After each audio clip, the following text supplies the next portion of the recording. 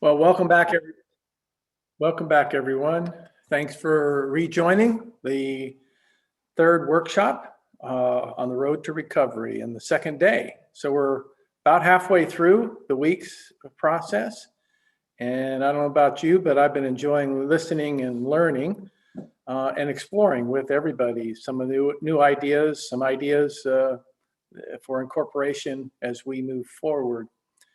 A little reflection on this morning session, a lot of focus on endangered species and how they have used their recovery, I'll say, in their work and some of the lessons learned. The enthusiasm there and the dedication was obvious in the panelists. And we hope to be able to take some of those lessons learned and some of the positive elements of that and graft them into the road to recovery for birds to prevent those listings in the future. So we've got a great lineup for this afternoon. It's going to be fast and furious. We're going to touch on lots of different species, but let me first again thank our sponsors for their attention to this and their support for the workshop itself. And if I can move it to the next slide. Yes, there's the folks who have helped us get to this point. And the list that most of you are familiar with now of how our guidelines on how we're going to conduct the workshop. Again, we are really appreciative of the great questions that are coming in the Q&A. And we hope that the two groups of panelists this afternoon will be able to address your questions as they come in, and we'll sort through those and present them to the right folks in those panels.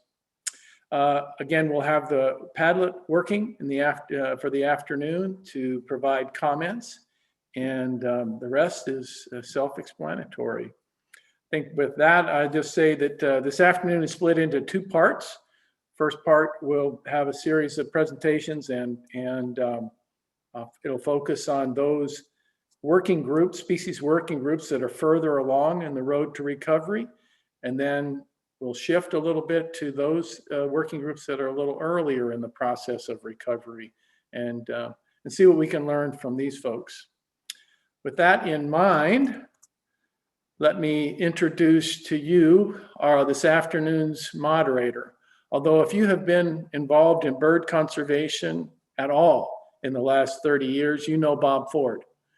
I actually imagine I don't need to introduce him to any of you. But in case there's the odd person who doesn't know Bob, he's been an active part of Partners in Flight for over 30 years, and he currently serves as a U.S. National Coordinator. He sits in the Migratory Bird Program for the U.S. Fish and Wildlife Service and their national headquarters and has an assortment of responsibilities. He's just a super conservationist, a super ornithologist, a super guy. Welcome, Bob. Thanks for moderating this afternoon. Thanks, Paul. It's a pleasure to be here, and I appreciate the introduction. And good afternoon, everybody. I've been looking forward to this afternoon session. One more thank you here. I'll have a couple more, but thanks to Sarah Kendrick this morning for putting day 2 into context of the 3 days of this workshop. And this morning, as Paul said, we looked at endangered species, had a little bit on the process of road to recovery. And this session marks a halfway point in the 3 days, and we're continuing to progress and evolve in thought about the themes of the workshop. So this session marks a transition in the workshop. We go from foundation and concept to how we start making it real, and that is making it real by using examples from existing species working groups. We'll hear briefly, just 5 minutes each, about the work from select species working groups and the various approaches each is used to better understand population limiting factors and to develop conservation action. But an important point here, most of our time today will be spent in discussion, so be prepared. We will explore ideas for practical application about what we've heard about social science, co-production and communication, and include what we heard this morning about the process of road to recovery and the endangered species recovery process. The species working groups, too, are already strongly engaged with bird conservation initiatives such as Partners in Flight and the Shorebird Plan. So in discussion, we hope to also get ideas that further flesh out the role of bird conservation initiatives as well as we move Road to Recovery forward and really dive deep into the limiting factors for some of these species with social science and co-production and communications.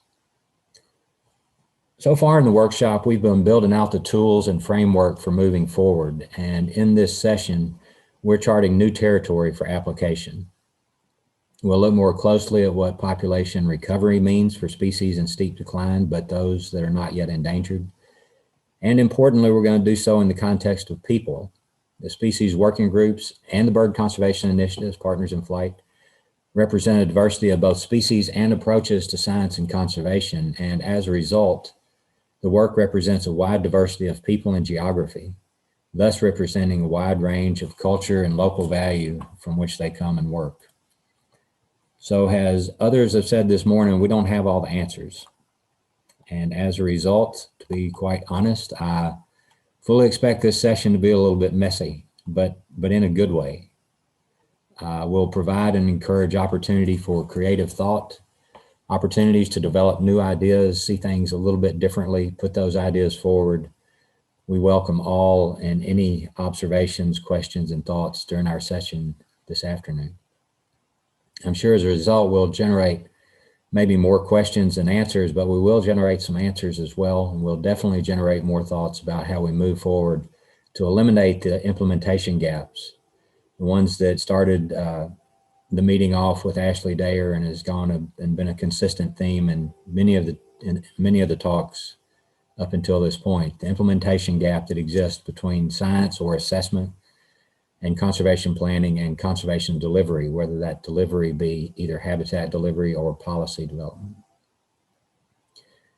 So Paul has given you a little bit of an introduction. Let me about the structure of the afternoon. Let me do a little bit more. We have over 2 hours blocked off this afternoon. Each hour has a different group, but we have but it is structured the same way. So we have a series of 5-minute lightning round talks about select species working group progress, which will be followed by a panel discussion. And throughout, we encourage questions and thoughts to be submitted by you, and we'll feed those directly into the discussions as well. This is hard to get this many people engaged and active, but we're going to give it a try. Please don't hold back on your questions or thoughts. And thank you, Ashley Dayer, for monitoring the question and answers for us. And don't forget about the Padlet as well. So for our first hour plus, we have species working groups and initiatives in mid to later stages of working on recovery. In order of presentation is Golden Wing Warbler Working Group, Amber Roth from the University of Maine, Lesser Prairie Chicken Initiative, Christian Hagen at Oregon State University, Saltmarsh Sparrow, a working group of the Atlantic Coast Joint Venture given by the coordinator of the JV, Amy Weldon, Tricolored Blackbird Working Group, Neil Clipperton, California Fish and Wildlife. When they get done, we'll have 3 people join this full panel for discussion. Those include Jessica Barnes, who works with NABC at Virginia Tech on social science issues and communications, Kelly Van Beek, conservation biologist and active manager at U.S. Fish and Wildlife Service, and Ken Rosenberg with Cornell Lab of Ornithology and with an appointment in the American Bird Conservancy. With that, I will begin to turn it over. Amber, I believe you are first on our agenda. And as you pick that up, I will tell a quick story. You know, we talked beforehand, 5 minutes is a tough assignment. It's easier to do a 25-minute talk. It reminded me of Mark Twain writing a letter home one time when he said, I would have written less, but no, what was it? Now I've forgotten. I should have written it down. I would have written more, but I didn't have enough time. Anyway, that's not it. Go ahead. All right. Do you see, are my slides? Do you see my slides okay? Yes, your slide is up. Okay, super. Thank you, Bob. And thank you for the opportunity to participate on behalf of Golden Wing Warbler Working Group. I also thank the working group's co-chair, Katie O'Brien with U.S. Fish and Wildlife Service, and our wonderful steering committee who contributed to this presentation.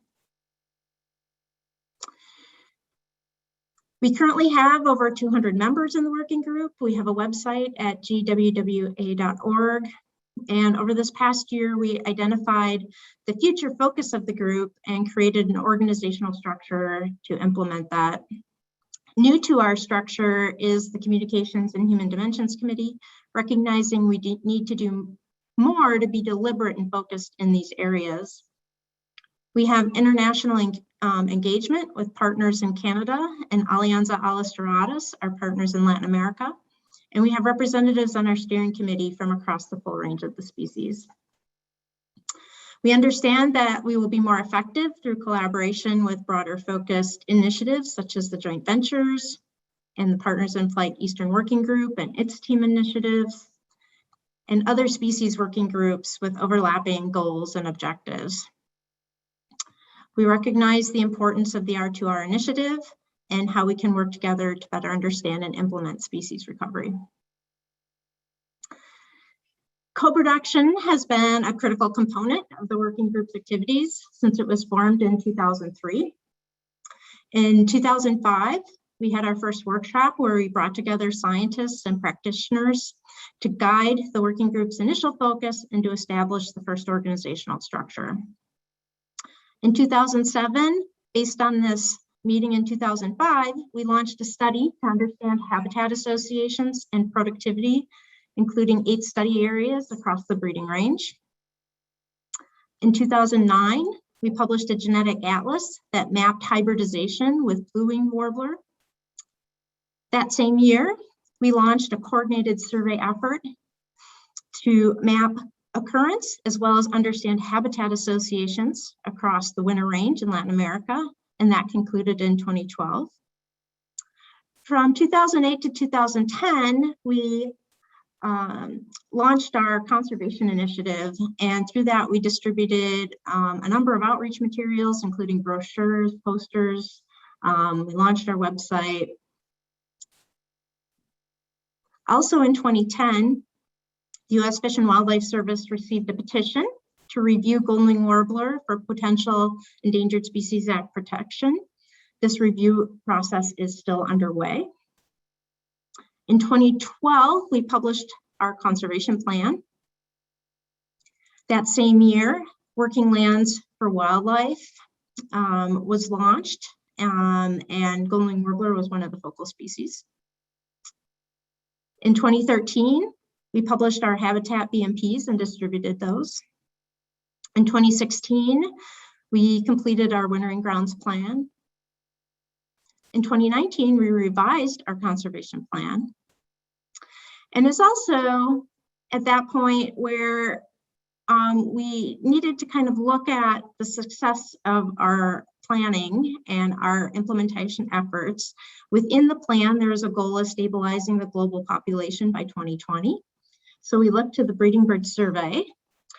And in the Breeding Bird Survey, if we look at the period of time since the conservation initiative started, you can see that maybe from a global population perspective, we've potentially met our goal to stabilize the population. However, this is strongly biased by the Great Lakes subregional population. Population recovery is rooted in the conservation plan. It includes population and habitat goals, focal areas for where conservation should be directed, and it uses a full annual cycle approach. We recognize that though we have been successful in implementing conservation action, we can be more effective. This will require developing a full annual cycle demographic model to identify limiting factors, which was a topic that I presented at the second R2R workshop. And also, the Breeding Bird Survey is increasingly failing to track the population trends for the species, and thus we are becoming reliant on new monitoring tools and approaches in order to evaluate conservation actions. Our steering committee increasingly understands that golden warbler and other declining bird species are going to require a new conservation model. We need to improve collaboration and better leverage resources across the conservation community and move beyond just talking about birds. We need to improve communication with key stakeholders, especially Eastern forest landowners on the breeding grounds and Latin American forest owners and farmers on the wintering grounds. We need to improve and develop new markets for sustainably harvested small diameter wood, pulpwood, tropical agricultural products such as coffee, cocoa, fruit, and spices that all affect cost effectiveness of our management and affect habitat quality. We need to secure new sources of conservation funding, especially from the private sector.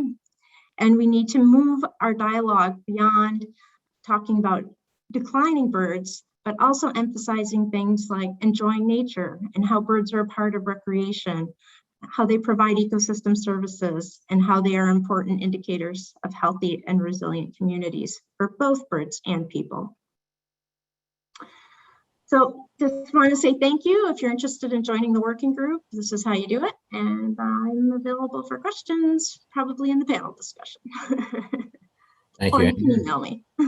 Yep, thank you, Amber. Get those questions in now for the Golden Wing Warbler Working Group, and we will address those after our series of speakers. I believe next up is Christian Hagan, Oregon State University for lesser prairie chicken. Great, thanks, Bob. Can you see my slides? I cannot yet, Christian. Okay. Try it again here. It looks like it's coming our way. Yep. How about now? Thank you, sir. We're in good shape. All right, excellent. Well, pleasure to be here, and thanks everyone. I'm going to take you through a 10-year highlights reel of the Lesser Prairie Chicken Initiative, which falls under the umbrella of the NRCS's Working Lands for Wildlife, under which all this work was conducted.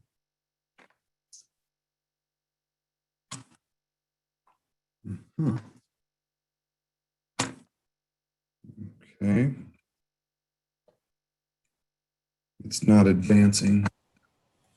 Well, let's see. I'm not quite sure how to help you. We still see the screen. Can you click on the screen and actually manually press a next button? That's what I'm, oh, here we go. There it is. Perfect. Sorry about that. Oh, well, we lost it from the screen though. Christian.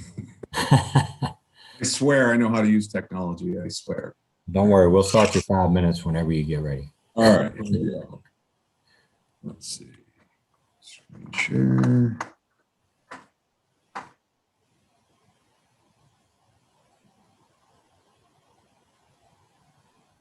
All right. Delay game. 5-yard penalty. Going forward. You got it? We got it. Okay. Now. Excellent. Ah, there you go. The lesser prairie chicken, iconic species of the southern Great Plains, truly a grassland obligate, requiring large, intact, healthy rangelands and prairies to not only persist, but actually thrive. And anything that threatens that grassland, that turns the roots sky side up, is a threat to the species.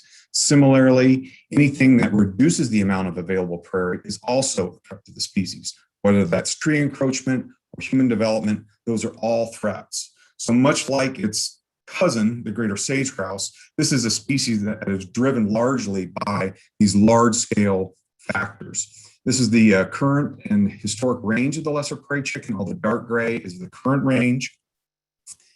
And unlike its cousin, the sage grouse, this bird's current range is 95% privately owned working lands. So it's absolutely a perfect species and system to engage with private landowners through voluntary conservation measures to better manage and conserve imperiled species like the lesser prairie chicken. And so over the course of the last 10 years, we've been very successful in a number of outputs. We've engaged almost 900 landowners, affected 1.6 million acres of the species range. We've been successful in documenting biological and ecological outcomes through a number of co-produced science publications. And those outcomes aren't only related to prairie chicken, but they also relate to other grassland obligate species, as well as ecosystem services. And just as important, we've had the tremendous privilege and honor to train and mentor a new generation of conservationists that are savvy to the importance of voluntary conservation and what it can mean for imperiled species. Despite all of those successes, throughout the Prairie Chicken Initiative, we have watched landowner participation decline precipitously. So what I'm showing you here is not cause and effect, but it was a pattern that gave us tremendous pause and initiated a bunch of questioning about what were we doing or not doing to dissuade landowners from participating. It's also important to note that the funding that was driving Western Prairie Chicken Initiative from 2010 through 2020 has been unwavering. It's all still out there. We just don't have people knocking on the door. So given all the questions we had in our mind about ESA and what that might mean for participation or other barriers to participation, we engaged with Dr. Mike Cerise there at Virginia Tech to help us disentangle the human dimensions aspect of our initiative. And Mike and his team, they did a bunch of stuff. This is just one little figure out of two different publications to figure out what were the pathways to participation or non-participation. And just briefly, they surveyed or interviewed approximately 100 landowners, a mixture of participants and non-participants throughout the range of the bird, and came to this salient point that it really boiled down to social influence. And what that social influence really meant was that these producers had essentially no opinion of the initiative going into an NRCS office. They hadn't heard anything bad, they hadn't heard anything good. They kind of had, essentially, they were like a tabula rasa. As they went into those field offices and sat down with NRCS staff, it was really the NRCS staff that were the gatekeepers to conservation. It really came down to whether or not that field person offered LPCI to that producer. Again, this isn't 100%, but this was the overall pattern. And our working hypothesis, or I guess just speak for myself, my working hypothesis is that we did not provide field staff with the in-reach tools they needed to feel comfortable and confident in recommending a program to a member of their community that may be tied to the stigma of an endangered species. Remember, the folks working in these field offices are members of very small rural communities. They're playing softball, going to church, doing potlucks, all these things together. So there's a tremendous amount of trust that is built and needs to be maintained. And it's my sense, again, we don't have data to demonstrate that yet, that our field staff just didn't have that confidence and that comfort level to share this program with their community members, as sort of the banner of ESA was hanging over their head. So just a quick parting thoughts. Your implementers are key. Make sure they have all the resources necessary. Inreach is just as important as outreach. Grab that human dimensions person, get them on your team early, and figure out what those needs and motivations of your landowners are right out of the gate. And finally, focus on the landscape scale drivers. Focus on those big things. If you're just starting out, figure out what those big things are. Thank you, and my apologies for going over a little bit.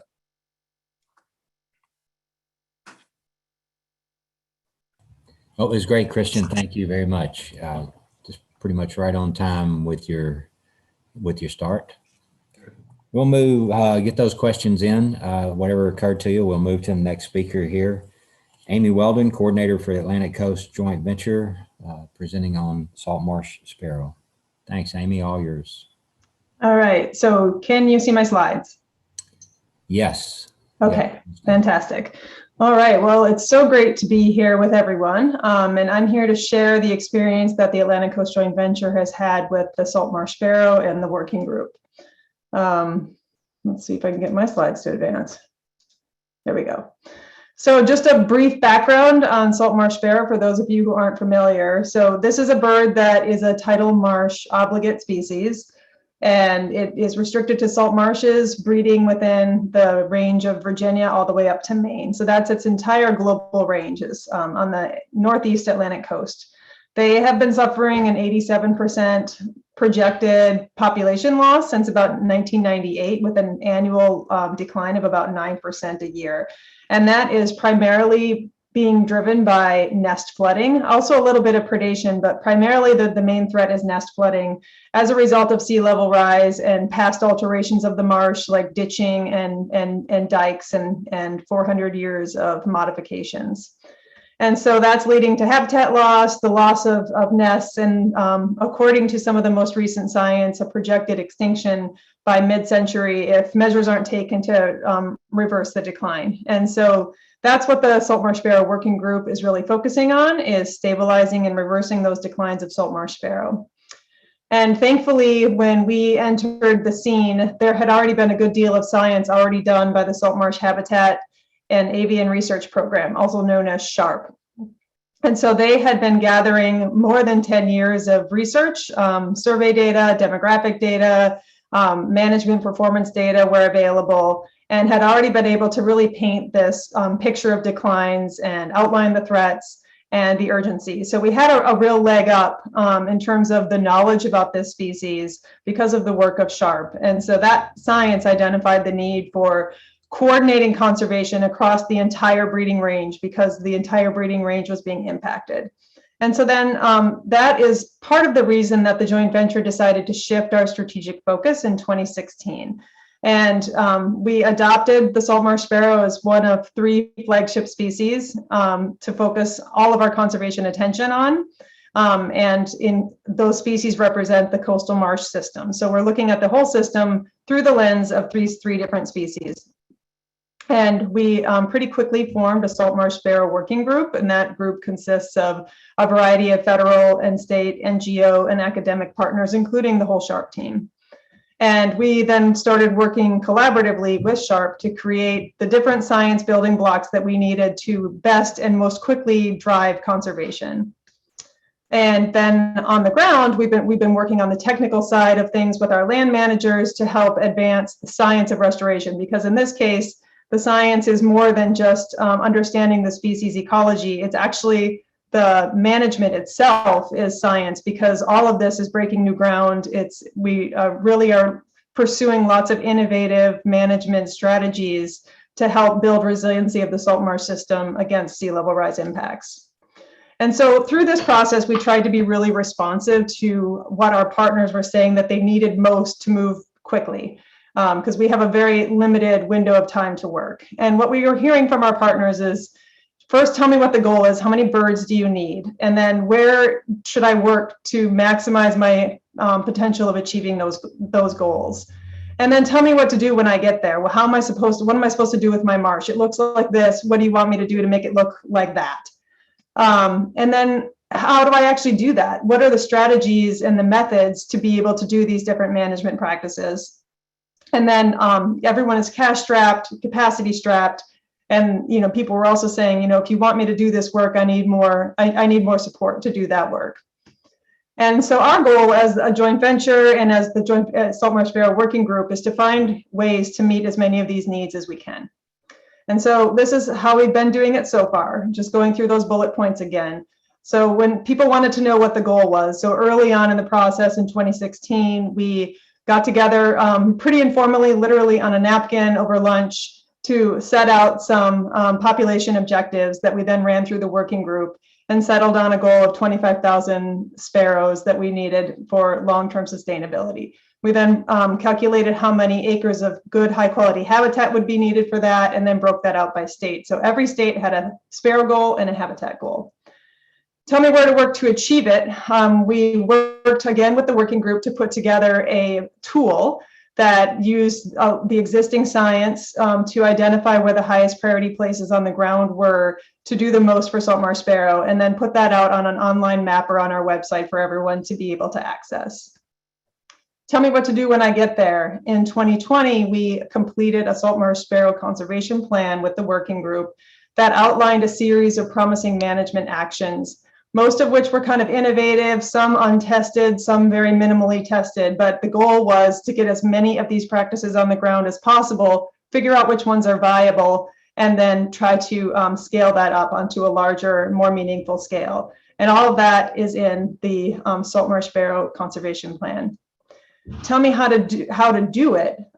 This is a big question that everyone is still wrestling with right now. And so this is where the bulk of our energy, now that all these planning pieces are done, is being focused, is the tell me how to do it piece. And so we're trying to get as much support and resources for projects that test out some of these most promising strategies to build resiliency and prevent nest flooding of Saltmarsh sparrows. And that leads directly in to help me get the support to do the work. And so we, in conjunction with Cornell and a number of our partners, put together a little video that helps raise the profile of Saltmarsh sparrow, other saltmarsh birds, and the system overall. And we pretty actively work to seek funding that applies on a landscape scale. So to date, we've been able to raise about $450,000 to support the development of more science.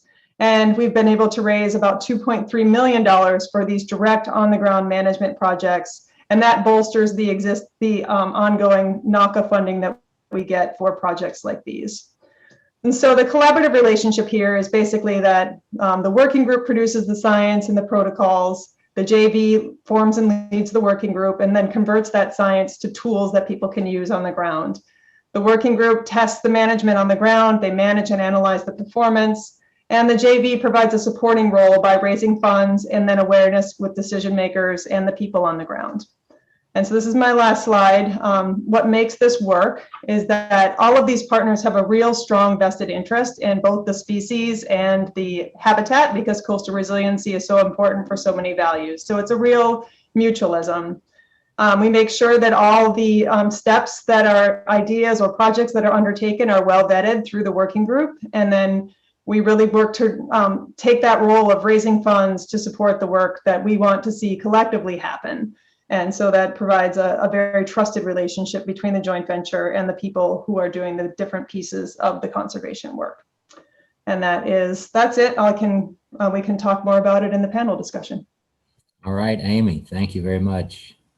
Thank you very much. Let's see, let's move to our last of the lightning round talkers from the Tricolored Blackbird Working Group, Neil Clipperton, California Department of Fish and Wildlife. You're looking good, Neil. I see your screen. If you could put it in presentation mode, we'll be good to go. Okay.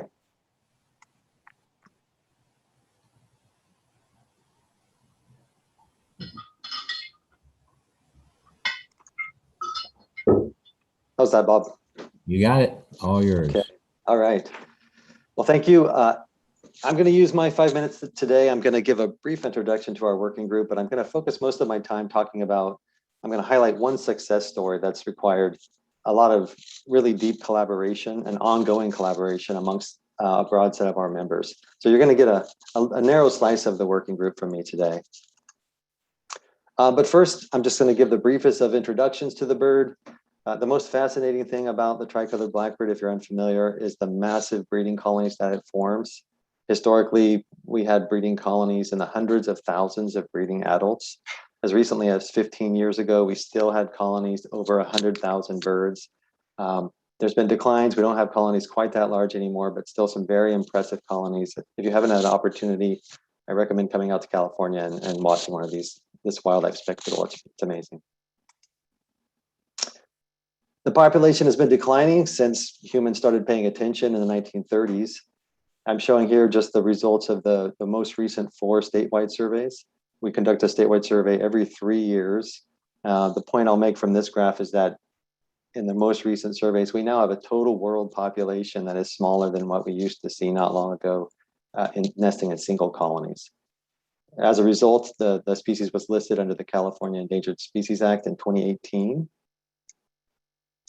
This is the group I'm representing today. I'll let you scan these logos just to get a sense of the really wonderful diversity of groups that are in our working group. We formed in 2004 in response to population decline, so we've been at it for quite a while. We produced a conservation plan in 2007, and members all signed an MOU committing their organizations to implement this plan. So for the remainder of my time here, I'm going to focus on just a single goal, which is protecting nesting colonies that nest on grain fields. Tricolors are often thought as wetland breeding birds, but about 25 years ago, the birds started nesting on a new type of grain that was being grown associated with dairies. In recent years, all of the largest colonies and most of the population is now nesting on these grain fields. Unfortunately, as you can see in the pictures here, harvest of the grain usually coincides with the nesting phase, so we've been losing a lot of production. A little bit of science that informed our group's decision to prioritize this particular goal. First, in the graph here, you see we saw just a collapse in production of fledglings in the San Joaquin Valley. This is the area where most of the dairies occur. So during this time period, we were losing a lot of nests to harvest. We were also seeing a decline in overall population, which caused concern. At the same time, Bob Meese at UC Davis conducted a study. He looked at all of the largest colonies over this time period and verified just a very, very low production of birds. Over about the last 15 years, Dr. Bob Meese and others have banded more than 100,000 tricolored blackbirds, and more than 2,300 recaptures have provided the data for estimation of survival, which led to the integrated population model. Orrin Robinson and others developed this model using the data that I described on the previous couple of slides, and they used count data from eBird. And two things. One, they verified a population decline that was on a similar scale that we see in our statewide surveys. But more importantly, from our conservation action perspective, is that fecundity was identified as a driver of population abundance. So low productivity is causing a smaller and smaller population each year. So what do we do about it? So back to the working group. After many years of really mixed success in trying to protect birds on dairies, which I'll show you on the next slide, we decided that we needed to refocus, and we produced a process where we involved a much broader suite of our members in the working group, including the trade organizations, and a rigorous annual plan that we implement. It all starts with these trade organizations. They've done a fantastic job of educating their membership and conducting outreach. They've produced informative videos. They attend gatherings of dairy owners each year, and they give presentations to inform their members of the status of the bird and the availability of incentive programs for landowners that voluntarily protect the birds.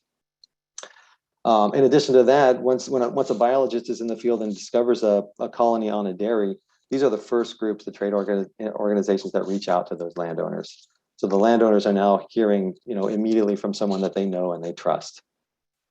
The California Department of Fish and Wildlife in Audubon, California, have developed a process for monitoring each year. So we're searching broadly across the entire San Joaquin Valley to find these colonies, and then to monitor them throughout the year to not only inform the landowners when they will be able to harvest, but also to check for compliance with our incentive programs.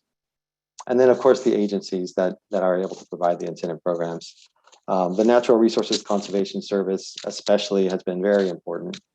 With their Farm Bill dollars, they've been able to provide over the last 6 years just a stable, regular funding source that has been important to be able to, the landowners know they're going to get it each year.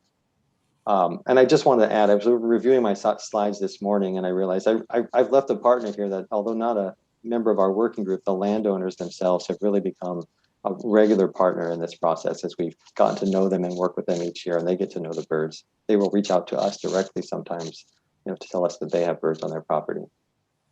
So what is the result of our efforts? It's been a fantastic success. Since we implemented this collaborative approach, we've had a near perfect record on protecting colonies on these fields. In recent years, we've noticed productivity increases, particularly in the last couple of years, tens of thousands of fledglings for the first time in many years being produced. And we're hopeful that next year, when we conduct our next statewide survey, we'll see the results reflected in the total population size. Thanks. And thank you, Neil. Good job. And thank you all speakers. We stayed on time, lots of good information. We're generating lots of good questions in the question and answer. Let's see, Neil, can you get out and, oh, nice. There you go. I think as you can, I don't want to overload the system here, but as you can, we'd ask panelists to open up their screens so we can kind of look at each other and have a discussion.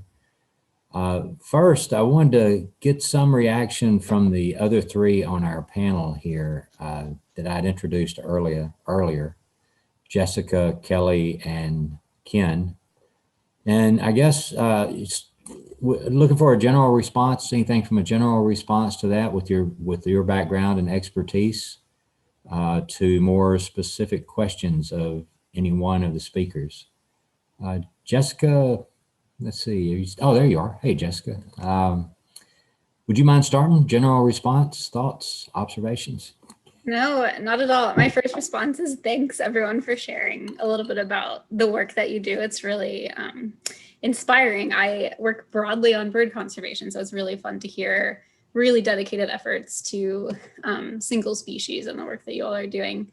I think in general, just across the programs, it's so clear how the work that you do really relies on broad collaboration with people who don't necessarily care about birds to get your work done, whether that's many of you are working very specifically with landowners, but that work is so fundamentally embedded in co-production and social science and communications, all the things we've talked about today are over the last day and a half. So yeah, I see plenty of opportunities to ask lots of questions about the human dimensions and how we can really use social science to improve some of the work that's being done. But I'm humbled by the work that you're doing already and the challenges that are there. So I think I'll leave it there for now. I have some specific questions I can bring up later, but thanks for sharing. And yeah, I'm excited about the opportunities and the way that people are really embedded in these systems. So. Thanks, Jessica. We may circle back around to you here pretty quick for some more specific questions. Kelly, response or specific questions, start a conversation. I'll echo Jessica by saying thanks for doing a rapid roundtable of talking about species-specific initiatives. Doing that in 5 minutes is impressive. I'll mention that just one note that I jotted down immediately that always strikes me when I'm thinking about, okay, how are we going to recover species in the places where I work and live, which is the Great Lakes area. Christian, during your presentation, I did the quick math about, you said something about 1.6 million acres, 883 landowners, and how many acres per landowner does that involve? Somewhere over 1,000 acres per landowner. And so here in the Midwest, we have predominantly a privately owned landscape and landowners that have nowhere near that level of acreage, and the number of landowners then that we're going to have to impact in order to make an impact on a widespread species, such as, let's say, eastern meadowlark, one of the poster childs of 3 billion birds effort, is just a monumental task that I certainly cannot wrap my head around. A lot of the species specific examples we're seeing thus far involve relatively small populations of a certain species. Their total range-wide population is relatively small, or they're relatively range restricted. And so I'll be curious to see what the speakers think about taking examples from those groups and applying them again to a species as challenging as eastern meadowlark, which occurs across the eastern US, across millions of landowner acreages. And we honestly need to be impacting acreage on a much more larger scale than we ever have in the past. Thanks, Kelly. Ken? Yeah, so a slightly different angle. I'm thinking ahead towards, the process and the structure that we're hoping to develop and refine coming out of this workshop. And I'm struck by in each of these examples, and with some personal experience in some of these groups, I know that there's very different levels of support, both financial and staff and just resource support going into all these different species. And, Amy, with the joint venture taking on that bird and having Fish and Wildlife involved and having a lot of, resources going to the SHARP group, you were able to advance really quickly through that plan, and Amber, having been part of that group, I know that, you're a volunteer leader of this group, and it's been going for 18 years, and there are almost no resources. We can't even get a website put up. So I'm just wondering whether from all of this we have any, real direction or lessons in terms of how the levels of support from the agencies for these birds, and I guess that speaks to the accountability part of recovery, how that worked, and whether we can achieve, that level of support and accountability for all the birds that we need. It just seems so daunting. Ken, let's put that question out. May need to clarify it just a bit, but I think I got it. How do we build out a level of accountability for recovery of species are not endangered, and how do we get agencies to stay committed to that kind of approach? Could also, if panelists would like to address that, start to build in some of Kelly's questions about range restrictions and broader geographies. Anyone like to address that from your experience? I'll take a first crack. And so having grown up just south of Cleveland, Kelly, I can relate to the landscape in which you're speaking to. And in fact, Amber may be better to answer this question than I, being more in the eastern forest. But whether it's sage grouse or prairie chickens, really what we did is we sought out specific landscapes to begin the work. So, and Tim kind of spoke to it earlier, and you build sort of this conservation envy from that. So you can't be everywhere at once. And so you identify the communities or the region that you already have some basic initial activity, motivation. You got people that are like, yeah, let's do this. And even if it's small, that's where you start, and that's where you begin to build out from. It may not be the best of the best, but if it's a place you can go and build success from there, it'll only create more success. That's what I think that we've learned through the Working Lands for Wildlife model over the last 10 years is don't try to be everywhere at once. Pick the low-hanging fruit, whether it's a specific threat, or even better, if it's a specific threat in a very specific landscape. I think you can only win from there, and then you'll start to identify other places that'll say, hey, we can do that too. So I don't know if that helps or not, but that's the way I would be thinking about it. Thanks, Christian. Neil, I saw you went off mute. Did you have a response or just? Well, yeah, I mean, I guess just more generally, I participate on many different species initiatives and habitat initiatives, and to Ken's point, none of them are especially well funded. And those that are successful, in my view, are those which have just champions that are carving out a little bit of their time from their organization or their agency and willing to go out and make a difference. With the Tricolored Blackbird, the conservation plan was in place in 2007, but implementation has not been linear at all. Those years where we were losing a lot of colonies, for example, just for the colony harvest example, some years there was money available, some years there wasn't. Some years we can get biologists in the field to find the birds. Sometimes we couldn't. And the availability of the regular funding source was a huge component of us being more successful. And yeah, that came from an agency, but it was members of the working group who applied for the grants and really were able to gather those resources for our use on the Tricolored Blackbird. So I think funding obviously is an obvious point, but more resources in place so that these groups have something to work with would be a huge difference. Anyone else?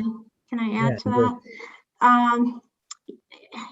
Going to Ken's point about me being a volunteer, it does fit into my service obligations as a faculty member, but it does point to the fact that funding is easier to acquire for habitat management, maybe for research, but it's much more difficult to get funding to pay the people who are trying to do the implementation themselves. So, to fund coordinators for working groups and various initiatives, That's the hard part. It's convincing people that you need to invest in the people as much as you do in the birds is, I think, a big challenge, and trying to get that to be a priority. I guess, building on the work that all of you have done, knowing that resources are limited, that you have these really diverse working groups often where you've got people interested, but you need people to do the work. I guess first, did you approach the people that are in your working group with Tricolored Blackbird, or was it something, or like with your specific species, did you go straight for the, looking for people that would support that species, or was it broader? How did you find those champions that you need to get the work done? Yeah, Amy. Well, since you asked about Tricolor, full disclosure, I wasn't around for the beginning of the working group. I joined the working group as a representative in 2013. I think, I hope I speak correctly here, but I think it sort of formed naturally over time as different groups expressed interest. And after my involvement, as I said, there were sort of, ups and downs in how much we could achieve. We certainly, with turnover, we brought in new representatives. There are new trade organizations that were not a part of our group that we definitely went out, we reached out to them and brought them in because we needed more of a national perspective from the dairies, from an organization that has a national presence, for example. So, not really applying it up front, but over time realizing we had shortcomings and then going out and finding people to fill those gaps, I think was our approach. Thanks, Neil. Amy, I see your hand up, and there's a thread here that we might build into as well that gets into the timing of when you go from species to habitats to ecosystems, as applied in the Endangered Species Act discussion by Michelle about the act really protecting ecosystems, but with a single species approach. And I thought about it when I don't want to change your answer here, Amy, or redirect you, but I thought about it in your discussion when you said one of the first questions was, tell me what the goal is. And that's a really interesting thing to me. So go ahead and it's your time. Yeah, well, I can kind of touch on a few different things here, but for us, coming from the joint venture perspective, we kind of did things a little bit differently than we had in the past, where we had joint ventures can focus on anything. We can do all birds, all habitats, and we've been doing that for some time without really being able to measurably kind of move the needle or know how we've moved the needle beyond just sort of the individual efforts of our partners that they'd be doing anyway. And so that's why we went to this kind of strategic approach where we chose 3 species instead of sort of doing a lot of different things in a lot of different places. And I'll say from our perspective, that strategy has been incredibly successful. And I think that kind of gets at the capacity issue of like, how do we do more of this? How do we advance conservation when there's so many species? And I think you have to just really be strategic about which species you're going to focus on that make the most sense for where your partners are right now to be able to make them have the most traction. And for us, we did an extensive outreach to all of our partners saying, what do you think the big gap is that the joint venture could fill? And this collection of birds and the habitat they represent rose to the top. And so the working group sort of organically came from the selection of those species because they'd already been vetted by the people on the ground who said they really wanted this, that it was really needed. This is where you'll be most productive. And so, to kind of get at the single species versus multi-species and larger habitat issue, for us, the small number of species really helped us identify, create an identity where people look to the joint venture as they do that and they don't do that. And then we were able to really galvanize a lot of resources, including the leadership at the Fish and Wildlife Service in the case of Saltmarsh Sparrow, where it's become the top species in the Northeast region. And we've created, executive committees around them of state leaders and et cetera, and it keeps getting bigger and bigger and bigger. That's not the case in the Southeast for the black rail as much. And I think it's because we're a little earlier in the development of the science where we don't have as much yet to sell them. Like, this is what we need. This is where we need to work. This is how you do it. We're not really there yet. But I think once we get there, then it's going to be a lot easier to sell that to leadership down there too. So I guess my advice across kind of all 3 of these questions is really focus, it's a much more productive game, I think, than kind of spreading yourself thin. Let me bring that, your answer there, Amy, a question for all panelists and bring it back to Road to Recovery. Kim presented the pyramids this morning in the various stages. And of course, most of you in this session are mid to later stages in that. If you're working with partners, you're thinking about species, you're thinking about priorities, you're thinking about accountability. In hindsight, how would that pyramid help form your decision? You know, would you go to those species who need the most work, where we know almost nothing? Would you you think your partners would have more accountability towards the top, the 6 and 7 categories? Combination of things? Okay, we can move on to something else. I don't have a perspective from a species group, but I was thinking about its connection to communications, and I'm not truly a communications expert, but the message is different with each of those species. Like, look, we only have to do a little bit to really keep this species from being in danger, or this guy is so threatened that we have to act right now. And I think there's different evidence about the effectiveness of those types of messages. For galvanizing support or for really inspiring conservation action. So it's a really interesting question. I don't know the answer again from an on the ground perspective. Yeah, and Jessica, it seems to me that would really impact the social science part and communications part as well.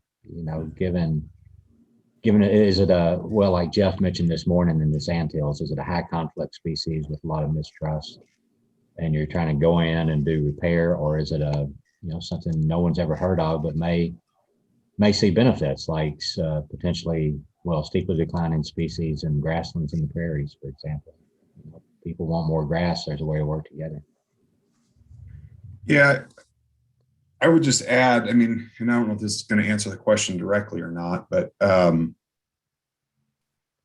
I think I would go back and look at what are the pressing conservation issues that are operating at the largest scales, that are affecting the largest suite of species. And then really look to see how that threat is also impacting local economies. So the easy one in the Southern Great Plains, of course, is Eastern Red Cedar. They call it the Green Glacier. It's moving at exponential rate. It's in Nebraska. It's going even further north. And so you're losing grass at a phenomenal rate. And so whether it's a prairie chicken, a sharp-tailed grouse, whole other suite of grassland obligate birds, tremendous opportunity to change the game.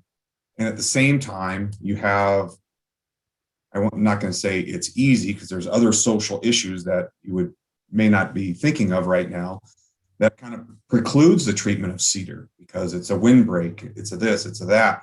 But there's a lot of producers that see the trees as, it is direct competition with forage.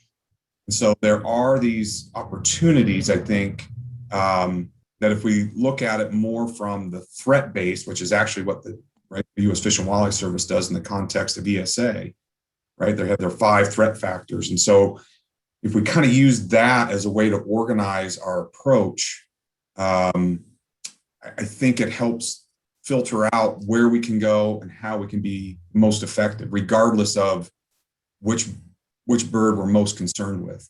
But my sense is if you look at that, you could say, okay, well, trees are taking over the Southern Great Plains. Which species is the best bioindicator of that threat? And that's where you begin to focus. Obviously, the hypersensitivity of prairie chickens, my bias, of course, would be that's where you would focus. But there's probably other passerines that would be just as suitable as a barometer of making that ecological change. Thanks, Christian. I knew that this session would get fun and would be running out of time fast. We have 10 or 15 minutes, plus we have a little bit extra that we can go over before the next group starts. But we've got questions here, or statements and questions about Restoring America's Wildlife Act, the role of states, and how states could be spending that money, related to your question, Ken, and yours, Amy, your answer, Amy, as well as others. There's one several people hit on that could very well take a little while to work through. It's one that we've talked about in smaller groups a fair amount, but it's a single species versus multi-species approach, right? Road to recovery and science in a lot of ways absolutely needs to zero in on specific limiting factors so we know how to recover populations. Examples from endangered species this morning in our work in conservation prove over and over again when we know what to do, we can get the capacity, we can turn populations around. But the truth is, once we get beyond some management practices, policy and conservation delivery is often done at suites of species or habitats or even entire ecosystems. And so on the road to recovery process and in your experiences with species working groups, how does that fall out? How does that evolve over time? And at some point, do you have to stop? And what point do you stop thinking about or stop talking about, not just thinking, but start talking about single species and put that into the bigger suite of species or ecosystem approach for delivery purposes? Can I start that one, Bob? Good thing, Ken. Because there's actually a symposium coming up in a couple of weeks at the AOS meeting on multi versus single species. And it's led by Canadians because interestingly in Canada, they've moved completely away from single and endangered species almost entirely to multi-species. And so they were, they kind of came to us in Road to Recovery and wanted to hear our thoughts about reconciling that. And I guess in a nutshell, to me, it is a false dichotomy. And Bob, you kind of embedded the answer into the question there. And that is that it's not a single species approach versus a multi-species approach. It's how to conserve as many species, how to conserve these ecosystems, and at the same time, ensure that we're not losing the most urgently declining and specialized species in those systems. So I see it as a real asymmetry. And even early on in the Partners in Flight planning, we kind of tried to lay that out. Maybe we didn't do a good job. That you have a set of species that have the most stringent needs and the most urgent needs. And you can do, if you do broad habitat work and do broad ecosystem work and are focusing on suites of species and not taking care of the needs of those most stringent species, you're going to lose them. You could lose them from the system. But the opposite is not true. And we've heard over and over again from almost every group how their work with those single species is benefiting multiple species and how they're able to sell it as an ecosystem and multi-species approach. So it's not really one or the other. And what we're really arguing in Road to Recovery is that we don't know what the causes are for many of these, for the declines of many of these birds. And if we don't know that, we could miss the mark, and we could do lots of great habitat work and we could lose those species. So what we're saying is we have to put in the time, put in the effort to understand the single species needs, but then apply that. Now, your question about where exactly do we make that transition, I don't know. I mean, it depends. It depends on, like in the case of the sparrow, Saltmarsh sparrow, the work had been done. We know pretty much, we think we know exactly what the limiting factor is. And now there's a whole set of work involved in trying to figure out what to do about that and to test that. And the benefits are going to benefit every bird in the salt marsh. So, it's easy to say, but I wish people wouldn't get so hung up on this single species versus multi-species, because what we're talking about are meeting the needs really of these most urgent species in the system, and that's going to benefit the whole system. Go ahead, Amy.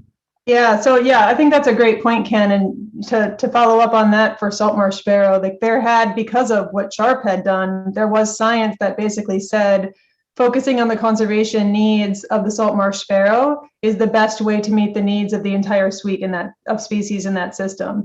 And so the single species versus multi-species for us, or even system for us, is kind of a matter of audience. Like we know that everything that we're doing for Saltmarsh sparrow is going to benefit the whole suite of species that aren't in as much trouble as the Saltmarsh sparrow. And so if we're if we have an audience before us that cares most about wildlife, we talk about that. If we have an audience before us that cares most about coastal resiliency and community benefits, we can talk about that.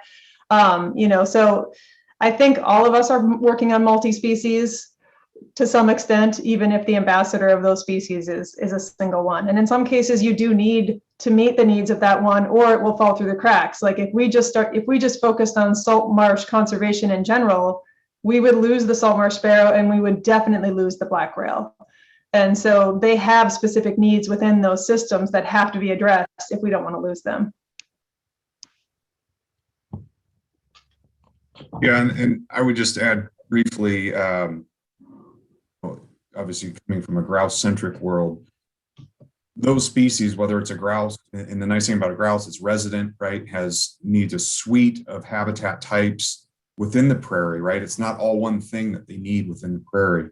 So I think to the extent that we can move forward to any of these birds and any of these systems and identify those that do represent this larger ecosystem function, is going to be the way that we're going to get the biggest bang for the buck.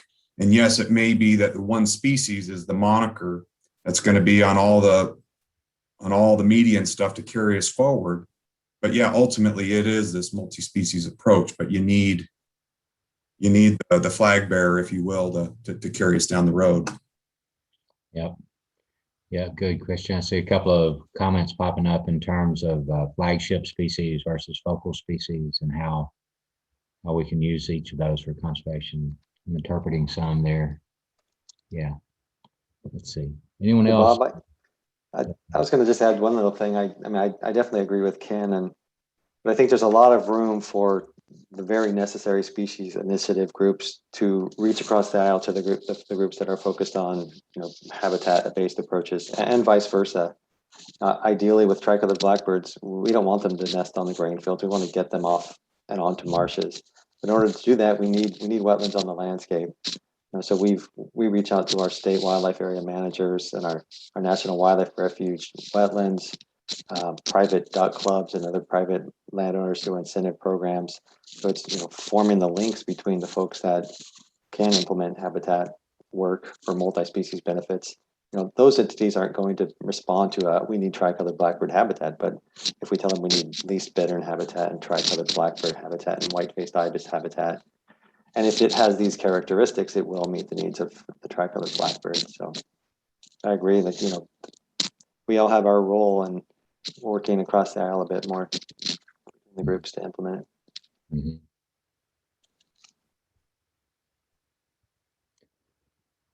And I love the JV example. I'm sorry, I'll shut up in a minute, Bob. No, please keep going, Neil. Yeah, the example of the JV with the Sparrow, how the working group had a certain role with research and the JV was implementing. We just thinking again back to California and the tricolor with our Central Valley joint venture. Initially it was very waterfowl and shorebird focused, but it's evolved over time. They've got a great new implementation plan that has expanded, to new habitat types and they have sensitive species initiatives that they've incorporated into their plan. So, it's happening. Thank you. Now, let me just kind of riff off that a tiny bit and what Christian said. I mean, it is interesting that a number of the birds in this group are resident birds, and they do have those characteristics, but like in the case of the golden-winged warbler and some of these others where they're traversing the hemisphere, that just adds such a whole different dimension, really. And not only do you have that argument about species versus habitat, say in Minnesota, you have it in Colombia where, you're trying to support coffee farming and those things. I know we're going to get into that a little more tomorrow, but just, I don't know, Amber, whether you have any comments at all on sort of how the golden-winged warbler can serve as a flagship species almost throughout its annual cycle, right? Right. Yeah. Well, certainly in the eastern forests in North America and in certain types of forests in Latin America, it definitely does. And, I was thinking about, how much has been invested in habitat management for the species. I mean, I just grabbed a couple of numbers. I mean, between the NRCS Working Lands for Wildlife Program and the Neotropical Migratory Bird Conservation Act, we've invested $100 million in habitat conservation for the species, from Canada to South America. And there was a question about what would you do differently, or tidbits on doing things differently. And I wonder, if I was given another $100 million, would I have done the same thing that we did the last decade, or whether I would take that $100 million and do something different with it. And so there's this need for more information in this adaptive management framework most of us are using, because $100 million is a lot of money that we put into one species and other species that come along with it. But I worry, could we have been more effective if we had known a little bit more? Maybe that $100 million should have all been spent in Nicaragua, and we would done doubled our population by now. That's what I don't know, right? And so I think part of it is how do we be more effective? That's you may have gotten to a question before I ask it there, Amber. Nice transition. We have another group, the other group, coming on in 10 minutes or so. We really don't need to be rushed. I'm not doing that. But the other group, just by timing and various situations, aren't quite as far along as some of the species working groups here. So in order to segue, I was curious, what in your species working groups, what were the pitfalls that you found? What would you do a little differently?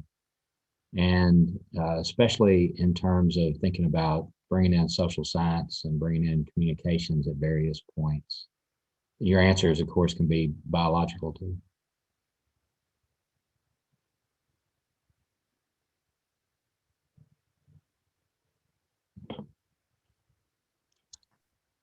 Well, I'll take a first swing at it. I guess, like I mentioned in my talk, I bring human dimensions on just as soon as possible to get that initial understanding of who you're working with and what their needs and motivations are. And then you can always follow that work up a few years down the road to see how that's changing. But I think that's absolutely key. The other thing that I could speak to from Lesser Prairie Chicken Initiative is we did have sort of head nod approval from some industry groups, State Farm Bureau type entities and so on. I think I would have spent more time as a collective really informing and educating those groups, those industry groups, to bring them along, to help motivate their membership. If funding gets tight in DC or wherever the money's coming from, those agencies and entities are going to listen to those constituent groups more than they're going to listen to the grumblings of staff internally. And so having that sort of outside pressure, if you will, I think is really, really crucial in maintaining the longevity of these efforts. So those are just a couple of things. Christian, a quick follow-up to that. In your case with lesser sage grouse, I'll be a little different, but at what point do you continue to talk about the bird, or do you focus on other lands? You said most of the bird's habitat is on working lands, private working. Yeah, and so that's been the really big pivot, as Tim Griffiths pointed out in his talk. For both sage grouse and prairie chickens, you have seen the NRCS make that pivot to talking about the broader landscape. And it's not that the rules to how conservation is actually implemented on the ground has changed, but it's getting people engaged. They felt that it was time to have this broader conversation. And I don't know how you measure it, but it will be curious to see if that figure I showed with participation kind of dropping to the bottom of the bucket, if you will, if that begins to change with this pivot. I am really, really anxious to see. So, but I wouldn't gauge it necessarily on participation. I think, it's unknown as to when you should do that, maybe sooner than later. Sooner rather than later is the answer that I hear right from the beginning, and maybe even a little bit before. Jessica, do you think, I not to put you on the spot, but the sooner or later question I've heard over and over again, and I think you have an opinion, that right from the start is the way to go. Yeah, absolutely. I was thinking on it in a related vein, so let's see if I can bring them together. But that it strikes me that the limiting factors that each one of you have discussed are so fundamentally human related. So it's either private land ownership or legacies of coastal management, like how coastal communities are dealing with living on the coast and staying safe. It's how we feed dairy cattle. That's become a problem, right? Like this simple planting this new species, of course, dealing with wetlands, but then also, we've got this new way that we feed our dairy cattle, and that's recruited the birds to those lands. And then forest management, like I'm sure, Amber, that you didn't get into bird conservation thinking that you would be dealing with addressing markets for small forest products, right? Like it's just the different types of things that you have to consider, and the way that I do think engaging social scientists early can help address some of those things from the get-go. That yes, this is about habitat loss, but let's look a little bit more distally at some of these other, what's causing that habitat loss. And it seems like in each one of your cases, it's some relationship between people and the land. Some of them very historical, some of them ongoing and current, some really emerging and new. So yeah, I'm not sure if that answers your question at all. Definitely early, and partly because of this limiting factors thing. I really hear what Ken said earlier, that you can identify the limiting factor of a single species and then use those, like Amy said, as ambassadors for larger products. You've tied so many things together. You're now addressing the needs of that species, really dealing with relevancy and how you engage new partners, and doing that scaling that you have to do, where you focus on a species and then its habitat and then its broader ecosystem, and the way that that ecosystem impacts lots of people that can hopefully garner support for you. So yeah, early is the one word answer, and then I'll leave the rest of that as it was. So. Yeah, it was very helpful, Jessica. Thank you very much. In case those of you watching are wondering what's going on with Ken Rosenberg, you kind of look like you're in the Matrix there, Ken. I don't know which universe you're in, which parallel universe you might be in. I don't know what's going on with my video camera. I've tested lots of different it's not the background or anything like that. It's just I don't know what's going on. But the most important thing is, can you still hear the conversation? And when you I could hear, and if you could hear me, then I'm just going to make one additional point. Jessica's just sort of hit on it, and that is what really seems to be clear across these different species is, if the science was done to understand what that specific limiting factor is, then it really gives the whole process a leg up, as somebody said, and it really focuses the working group. And it's no criticism of anyone involved, say with golden wing warbler, but after 18 years, we really don't actually know what's limiting the population. And we don't know if it's breeding grounds, and we don't know if it's wintering ground. We don't know if it's habitat. We don't know if it's hybridization. So that's kind of a handicap. I mean, $100 million is a lot, but if it's diffuse into the system, it might not really have a population effect. And I think that's more typical of other species on this list. The reason we're talking about some of these today is because we have progressed, because we do know those things. And a lot of birds on the list, use even grosbeak as the example earlier, people don't even know where to start. It's like a guess. Oh, well, maybe it's elm trees, so it's not a trivial thing to think about the science and the investment in the science needed to get to that point where all these other things can kick in. And I think that's also another really important when question, because we want to involve people at all those phases, and there are ways to involve people in the beginning phases of the research. But we can't lose sight of the fact, and this is also the single species questioning, and we can't lose sight of the fact that we need to know why these birds are declining, and that's likely to be a very species specific thing. Thanks, Ken. There's some questions still in the Q&A that we didn't fully answer, any of the panelists this hour or the next, feel free to add some thoughts and comments or answers to some of those questions. And we did leave one a discussion about international. I kind of intentionally didn't pursue that much further because tomorrow is a discussion about international, but we may have a chance. Fabi or Ashley, do you want to address that now, or would you rather we go on to the next working group? We have a couple of minutes if you'd like to talk about tomorrow, give people a insight into the international discussions. I would say that we can move on to the next group. Everybody is in this session is welcome to go to that Q&A and respond. It's going to be in the answered column, but please go and leave your insights there as well. And for the next batch, if there is time, maybe we can address it a little bit here from the perspective of people working here in these groups in the US or in Canada. How do they think about these things? And I think that Amber mentioned this, but for more expansion, we will cover this topic tomorrow. So I would say try both if we can. Okay, great, Fabi, thank you. Well, thanks everybody, the panel, and especially the lightning round speakers.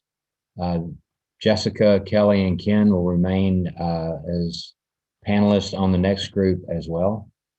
Same deal, we have a series of 5-minute lightning round talks.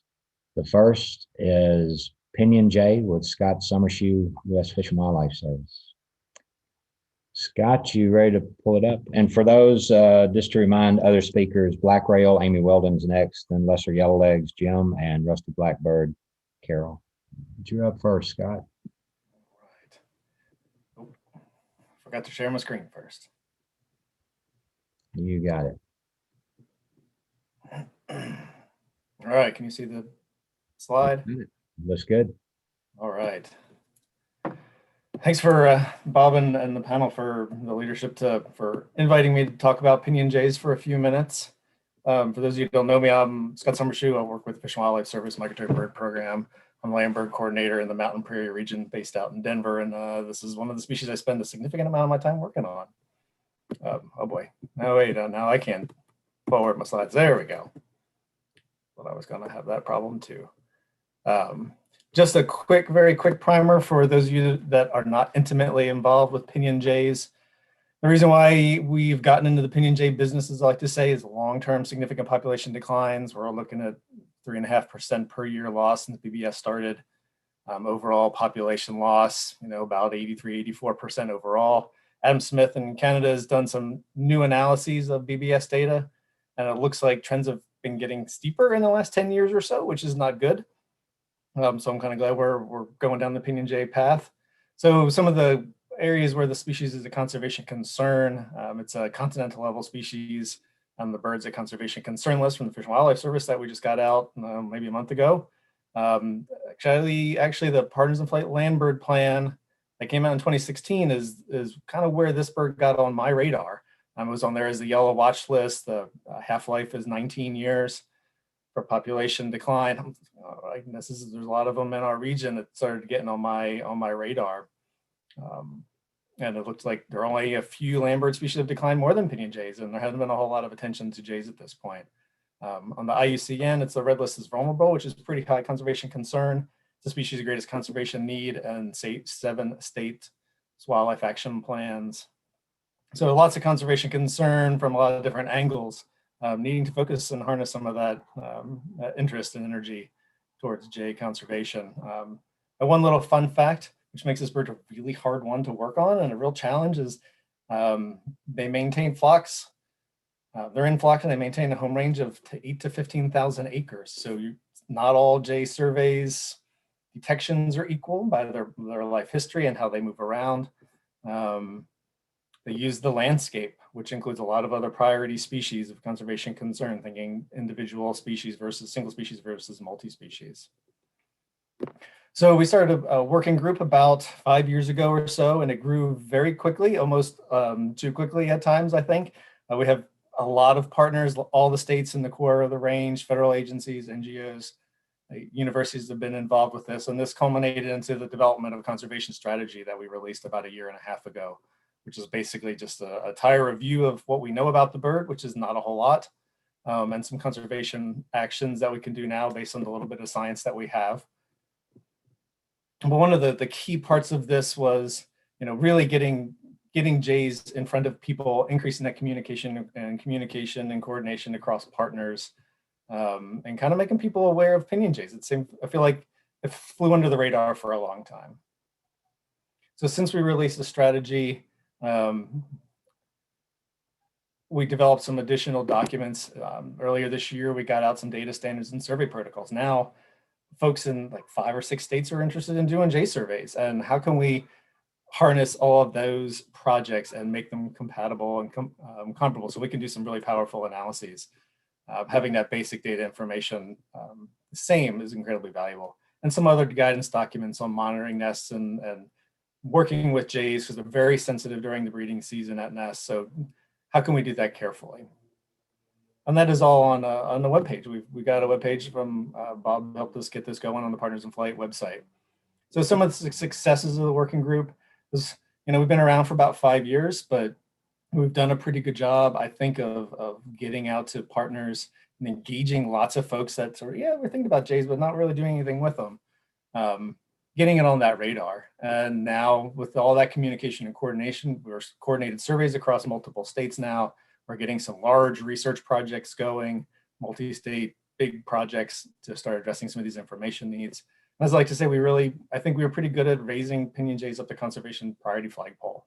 And I threw a little bit in here on, one of the good things for this working group is, this is part of my job. I spend a lot of my time working on them.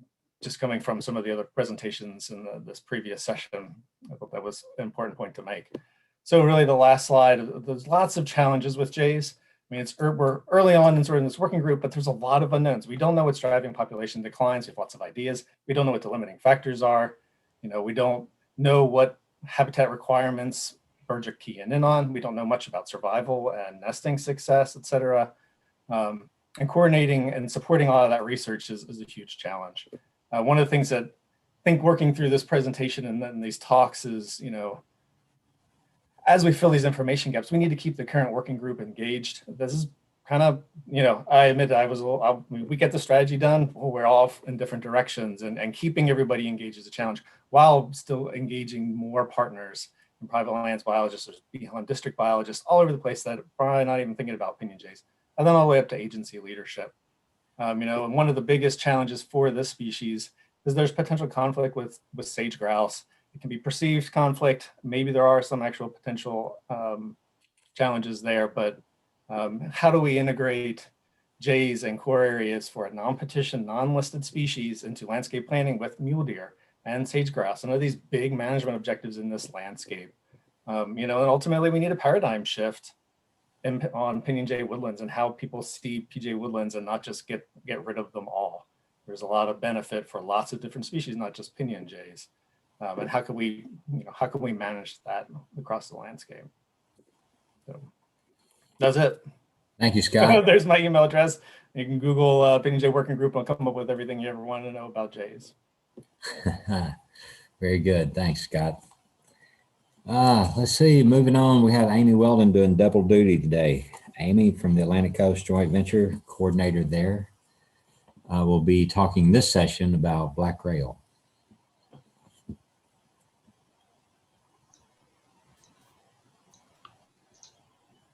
All right, can you see the slide? I can. That's good, Amy. Thank you. Okay, great. All right, so the black rail is the second of the 3 species that the joint venture is focusing on. And this one is quite a bit different from the Saltmarsh sparrow in just about every possible way.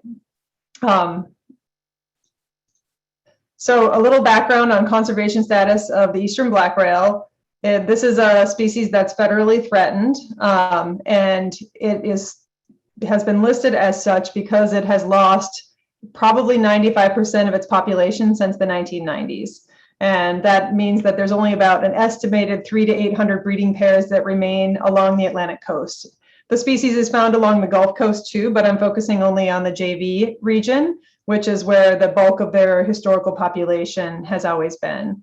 It's primarily a tidal marsh breeding bird, but they can actually nest in any kind of wetland that has the right conditions for them. So they have also, 10% of their populations have been historically found inland, and 90% have historically been found in the tidal marsh system. So although we don't know why their populations are declining, it's suspected that because they are such specialists and need just like a tiny bit of water and a certain type of vegetation density, that it's sea level rise and loss of habitat that's causing the declines. But again, we really don't know the exact cause. And so the joint venture adopted this species in 2016 along with the Saltmarsh sparrow.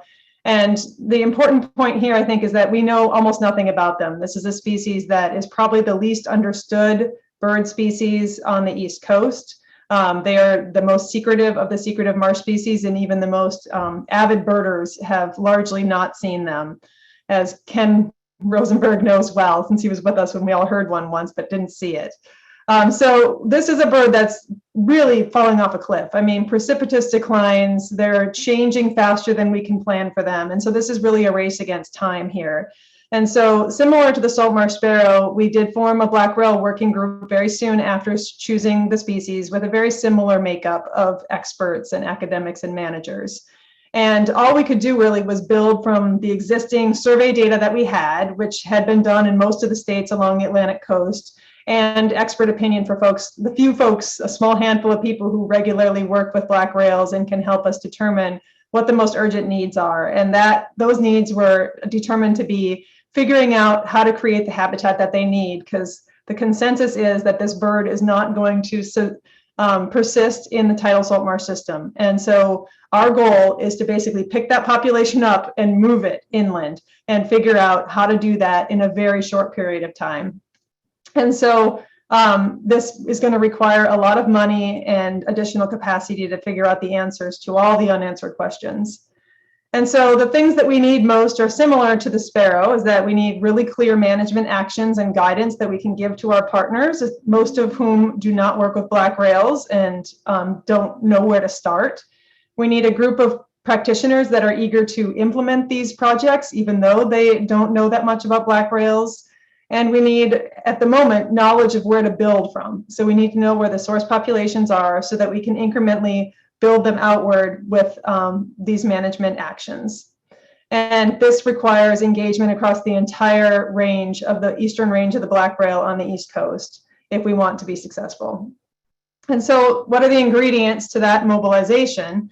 Again, you first need to know the science. You need to know where your population and habitat targets are and step those down to states so that every state knows what their individual responsibility is for restoring that population. You need to know where to do the conservation on the ground, how to create the right kind of rail habitat, especially in these inland locations where we have very little data or understanding of how to create those conditions.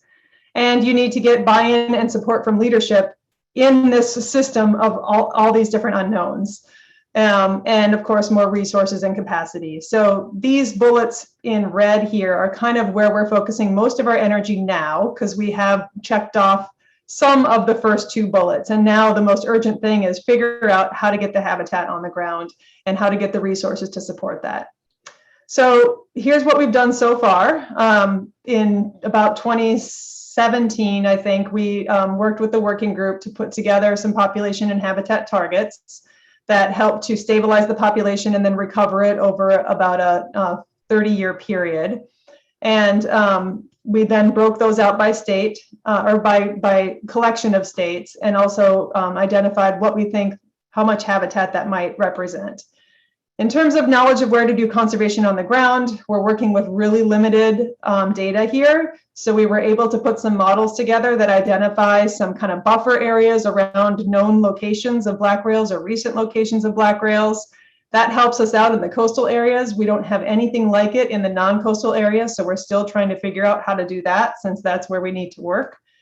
And in terms of knowledge of how to create rail habitat, we released a black rail conservation plan last year that outlines, similar to the Saltmarsh plan, Sparrow plan, outlines a series of promising management actions that we need to really focus on. And we've been spending all of our time since then really, carrying the torch on these management actions and trying to get more folks volunteering to help implement them.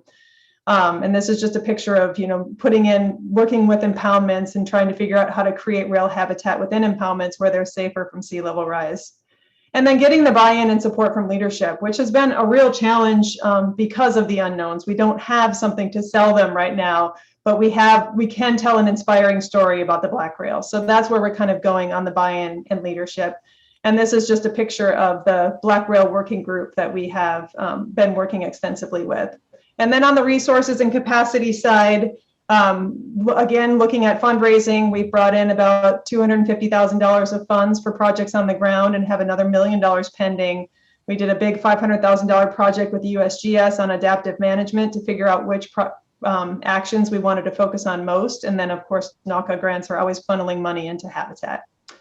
So we're a little bit further behind in this species. And so what we think is going to make this work is that we have spent a lot of time focusing on relationships that are based on trust and continuing to follow through and building on successes and maintaining momentum, never letting things get stale. Always working through the working group through a well-vetted process for any decisions that are made, because as you might imagine, there's a lot of sensitivities with a listed species like this. And then again, the fundraising piece and playing that role of bringing in the funds when others don't have the time or capacity to raise it. And so that's my Black Rail piece. Thank you, Amy. Moving on, next up is Lesser Yellowlegs, Jim Johnson, U.S. Fish and Wildlife Service. And a reminder to everyone, including panelists and those attending our workshop today, go ahead and put some questions, answers into the box and while you're thinking about them, and we will get to them as soon as the presentations are over. Go ahead, Jim, whenever you're ready. Thanks, Bob. Hello, everyone. In this presentation, I'll describe a few aspects of a new effort to identify and implement conservation and management solutions for the lesser yellowlegs.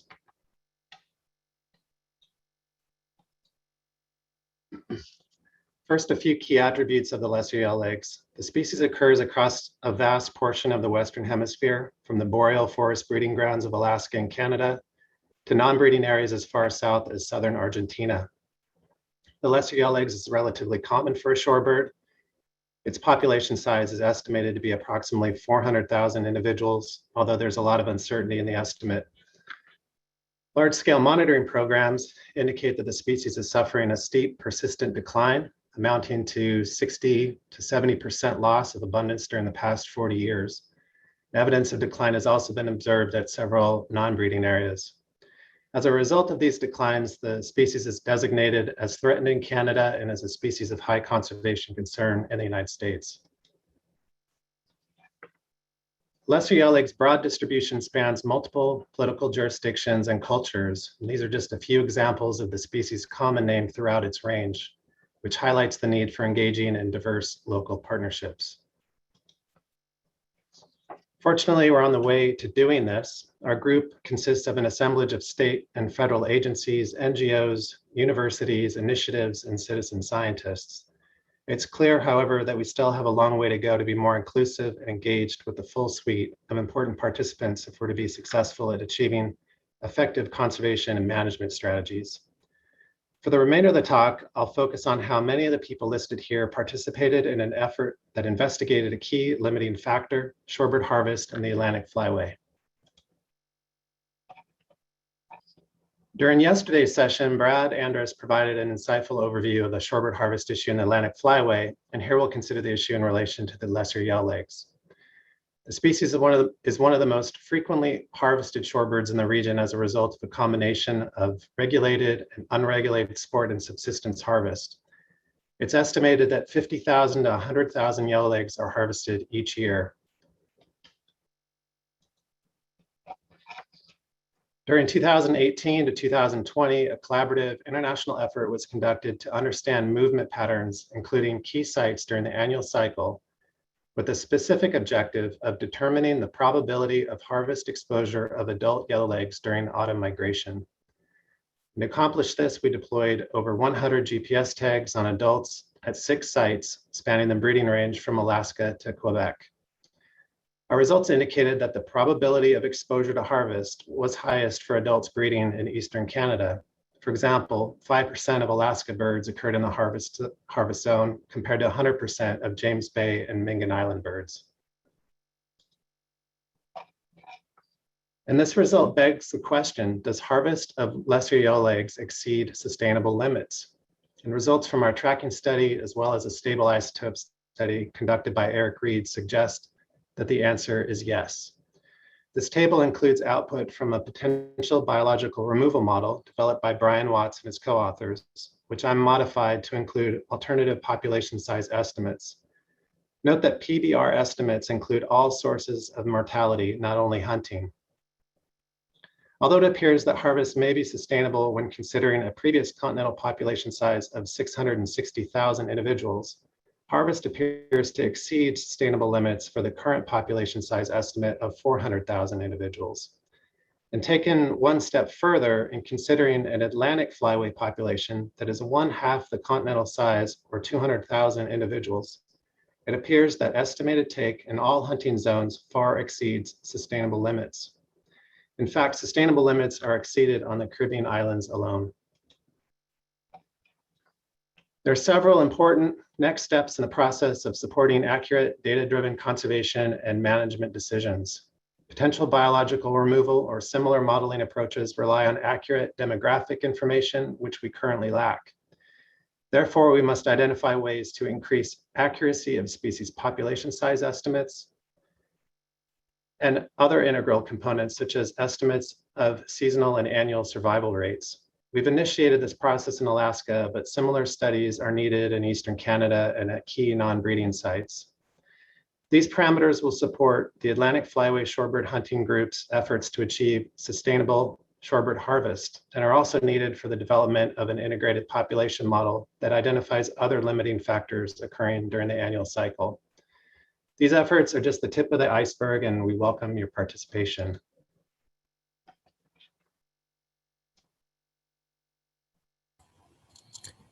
Thank you, Jim. Look forward to more discussion about that after our next speaker. We're going to Rusty Blackbird next. Carol, are you ready? If you can upload your presentation and we'll get going.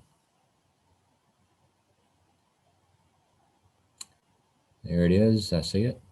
You go into presentation mode, I can tell.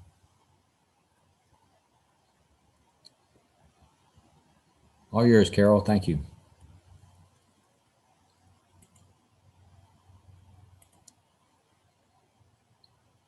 Although, Carol, if you are speaking, we can't hear you. At least I can't.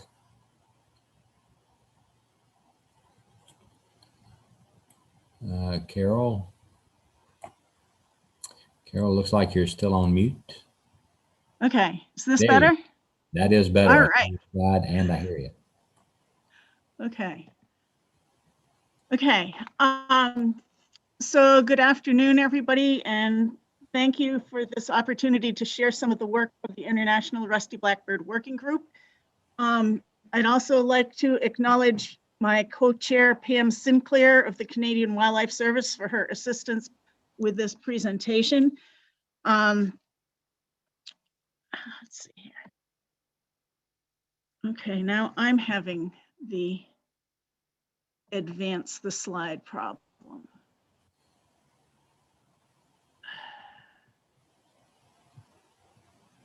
Did whoever have this before? Yeah.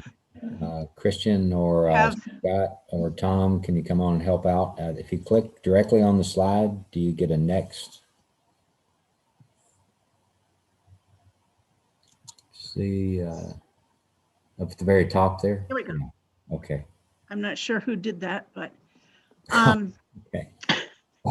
So some Rusty Blackbird basics. They spend their entire life cycle in whoa, now this is going automatically without me doing anything, and it's going too fast. Right, can you go back to the one you were on? Here we go. Okay. They were common to abundant in the early 20th century and experienced a long-term decline, but more recently, Christmas bird counts and breeding bird survey data show a pretty dramatic decline over the last 40 to 50 years.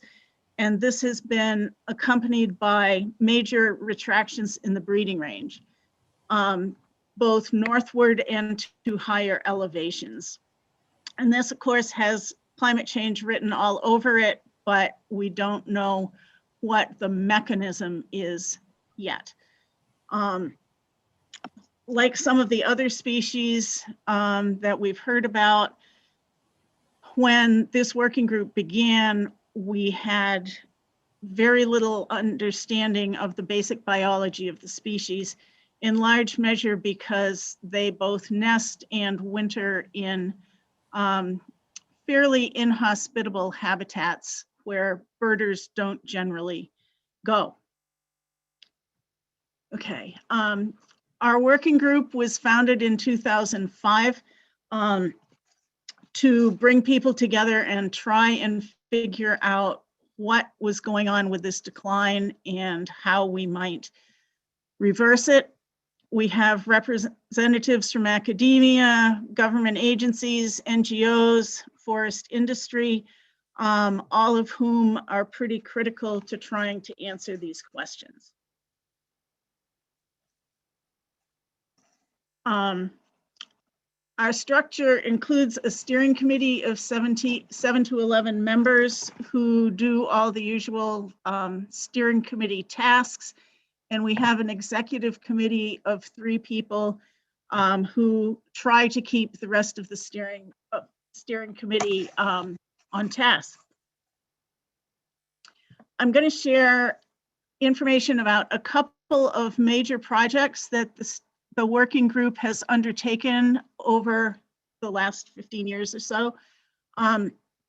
One is Rusty Blackbird blitzes, and one is management guidelines for breeding habitat in the northeastern United States. So we sponsored a winter hotspot blitz from 2009 to 2011, targeting hotspots for wintering flocks. And the second blitz focused on migration stopover areas during 2014 to 2016. The blitz objectives included locating important sites for rusty blackbirds during the breeding season, strengthening relationships with government and private partners, and increasing awareness of rusty blackbirds within the birding community. And this was a large-scale citizen science project. The winter blitz was focused in the United States, but the migration blitz included Canada as well.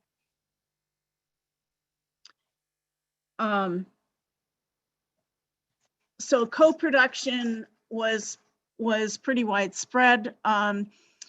We had a number of collaborators involved in developing the objectives and structure of the blitz. And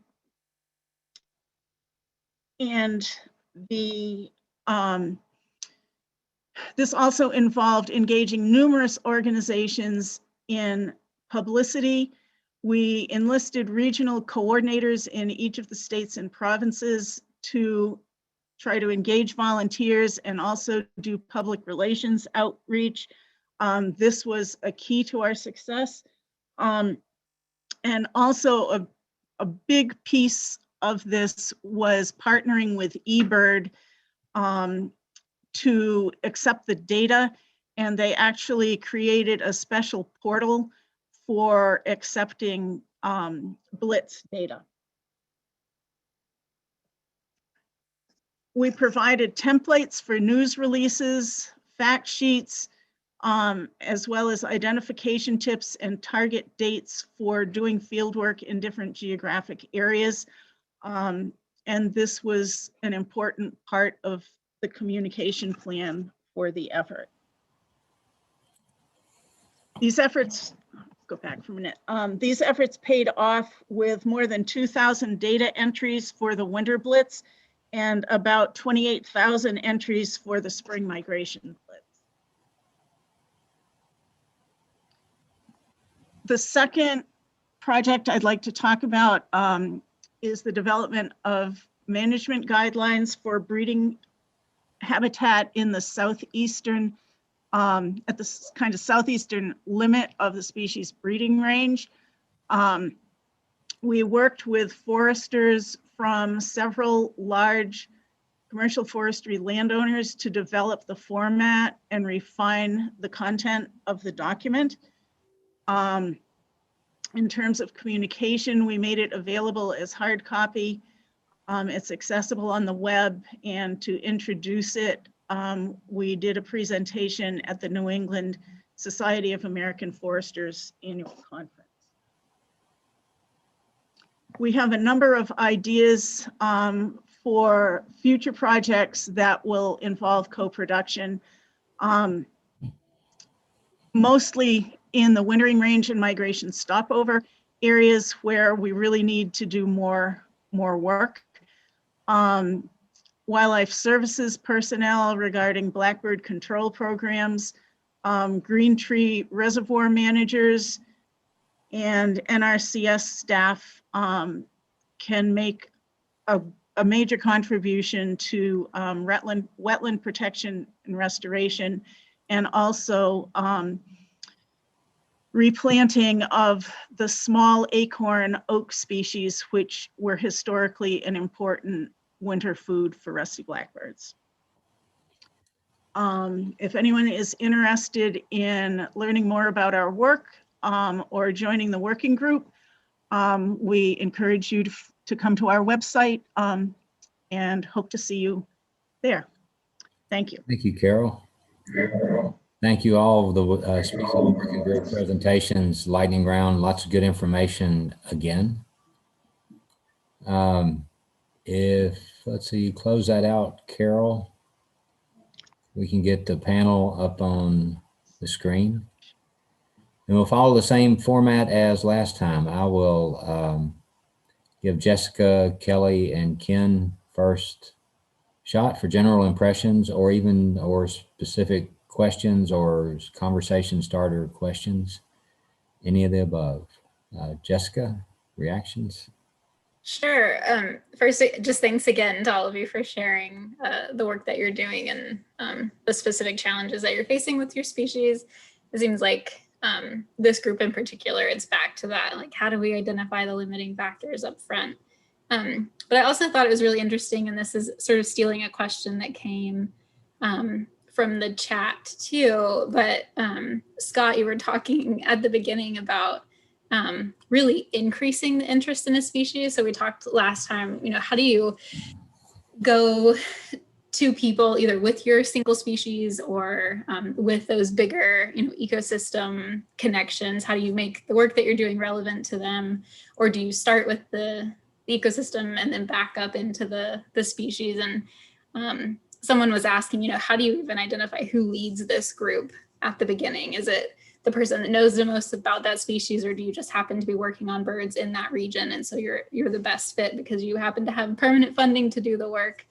So I think if I can steal that question and get us started that way, that was something that I was thinking about too. So Scott, you might be the best one to start, but certainly each of you, how do you from the beginning decide who's going to do the work? And it's sort of back to that question of, did you start with your species, or did you start with something broader and then narrow to the species as you were trying to recruit support for the working group? No, it's a great question. From my seat, we've just recognized it as a species that we need to start getting ahead on, and nobody was working on them. And so I just reached out to the few folks that were working on Pinyon Jays and started it that way. And at that point, I hadn't even seen a Pinyon Jay. I knew nothing about Pinyon Jays. I just recruited all the people that were the experts, and the group grew from there, and I just facilitated and made it work. Thanks, Jessica. Scott, anyone else want to take on that question? It's a great question. I can. I think for sure it's whoever has the time and capacity to do it.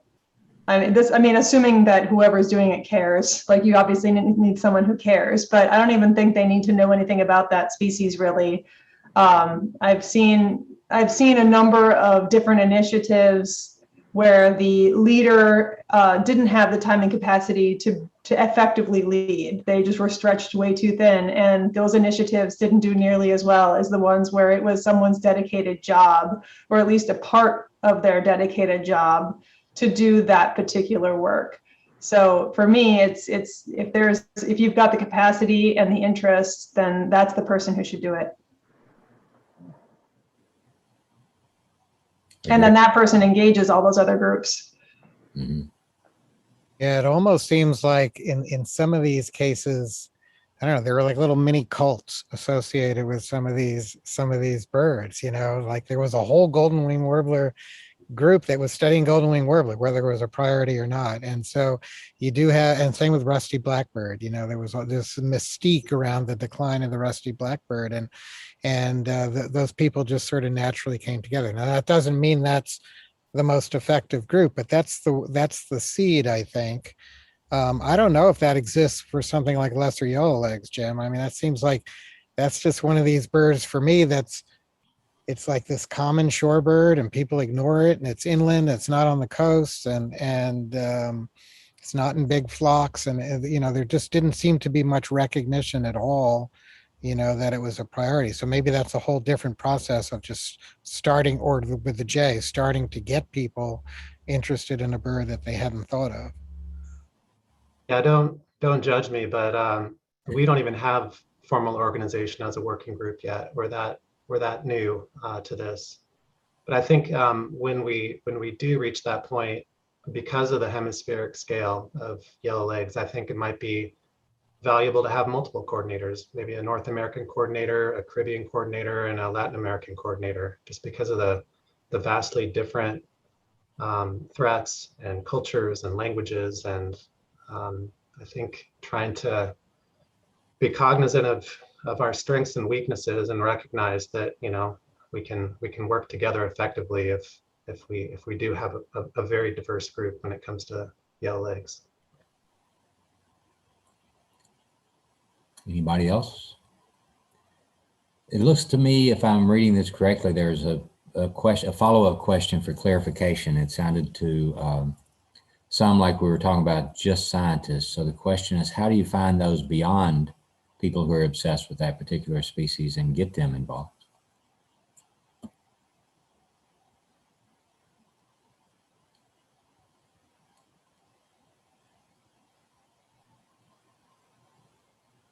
I don't know. Well, go ahead, Scott.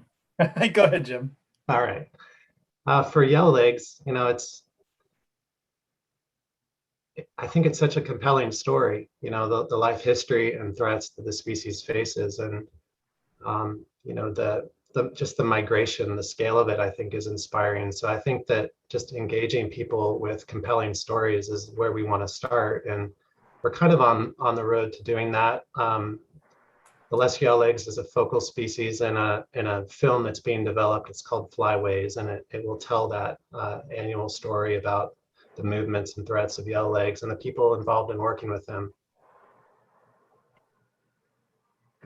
Thanks, Jim.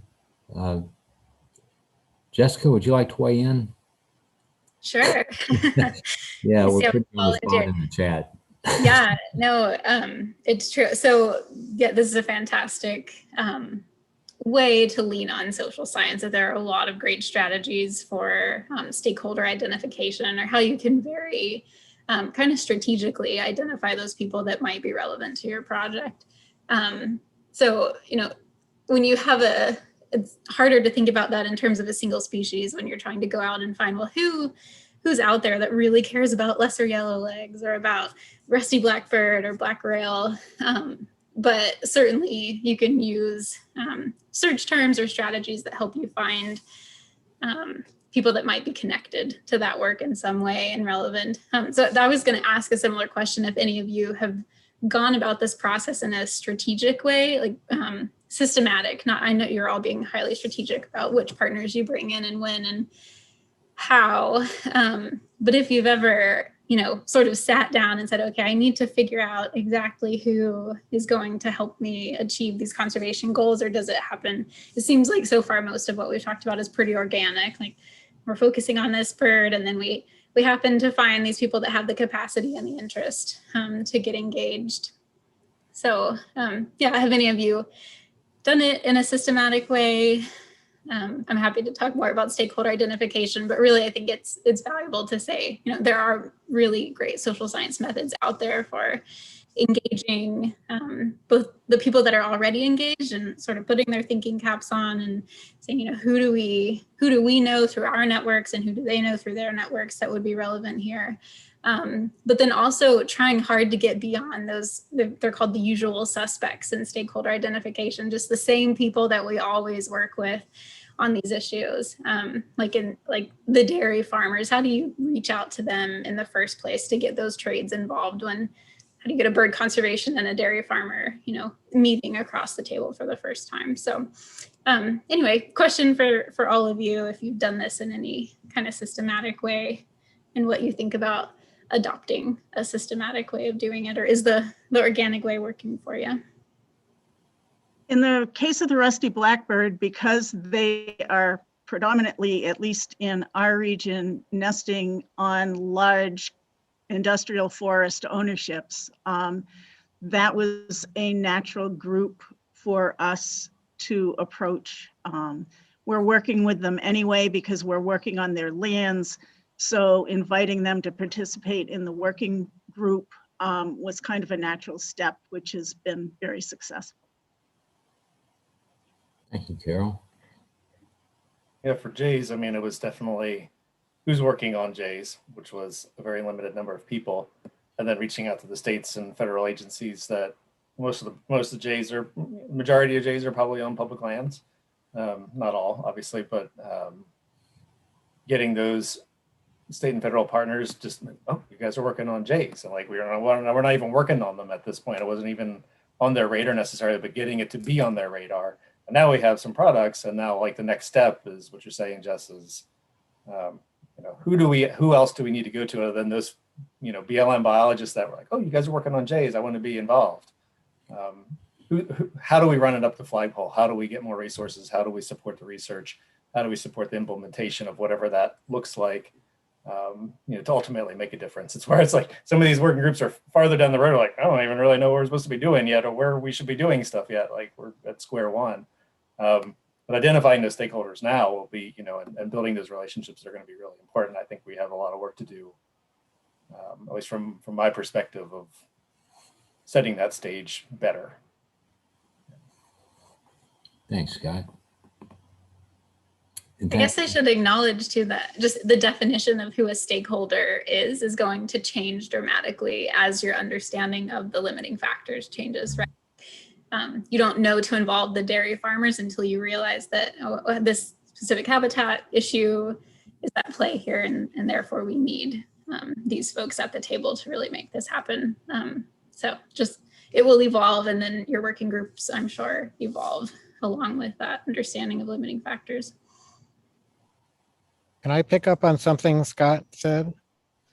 Bob? Sure. I want to get to Kelly here before. Oh, yeah. Okay. No, go ahead. Let's keep this one going for a little Well, while. I was going to change the topic a bit. So see if Kelly wants to weigh in on the stakeholder. Okay. Yeah. Then just hold it there for a second, Ken. I appreciate it. And Kelly, if after listening, do you have anything that you'd like to respond with? Any specific questions or general impressions? Let's see if I can articulate one aspect of what I'm thinking at a time. But I initially was thinking about trying to lean into my experience as a habitat manager working for a state agency previous to this job, working well both on private and public lands, and knowing that a lot of the staff that we have in those positions would never identify as somebody that fits in with a single species working group, and yet we are asking them to deliver a lot of the habitat objectives that those working groups might be constructing. And so how do we bridge that gap is something I was thinking about. And for the most part, the comments about, you know, we are generally inviting and attracting people who are obsessed with these particular birds. And for the most part, I would say our habitat managers are not that obsessed with birds, at least the ones that I work with, and are not terribly familiar with natural history of these birds, and are mostly obsessed with creating quality habitat for as many species as possible on our public lands. And so that, I mean, that brings us full circle back to some of the conversations we were just having in the last round about how does single species management get us to managing for resilient biodiversity on lands that are actually being managed. So there's that piece. And I think maybe I will just leave that there for now. It takes us in a little bit different direction. It's forcing me to look internally about, we can talk about stakeholders broadly as in the public, but I also think stakeholders in terms of people that are involved in the bird conservation community, but don't necessarily identify actively within it. Our habitat managers at our state agencies, whether that's on public or private lands, we're asking to do the lion's share of this work, and yet we aren't always actively involving them in these conversations. Well said, Kelly. Thanks. Yeah, it's actually kind of where I was going to go. But I was going to think specifically about the Pinyon jay. And something you said, Scott, and that we know is that I think the number was like 70% of Pinyon jays are on BLM lands. So very different from this model of, reaching out to private landowners and understanding private landowner values. We have a situation, you kind of hinted at it, where, potential conflicts with other policies and other management. Basically, pinyon juniper woodland, people hate it, and the BLM gets rid of it. And it's so it's this perception issue, and these jays need pinyon juniper habitat. So, that's a very broad sort of issue that maybe, and as Kelly was saying, your target audience could be the policymakers within the BLM who don't understand the needs of this bird versus something else. So I don't know. I'm sure you're thinking about that, but it's a very different sort of, more of an in-reach sort of problem than outreach to the public, say. Comment? Yeah, very much so.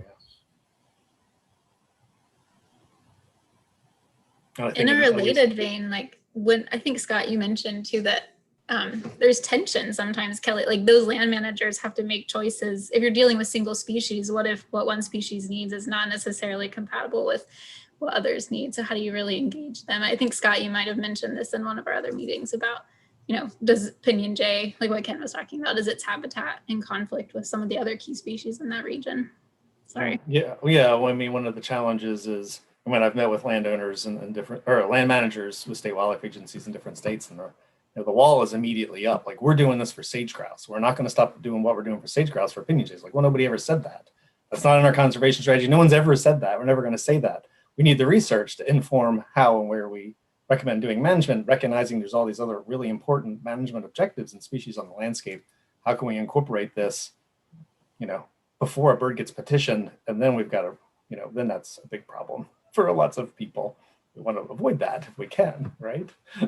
And get it on people's radar and make them aware of it, rather than, that's part of my interest in getting some sort of information to a lot more folks on the ground, make them aware of this, because in case Pinyon jay does get petitioned at some point, all of a sudden they're going to get this put in front of their face. They're like, what are you talking about?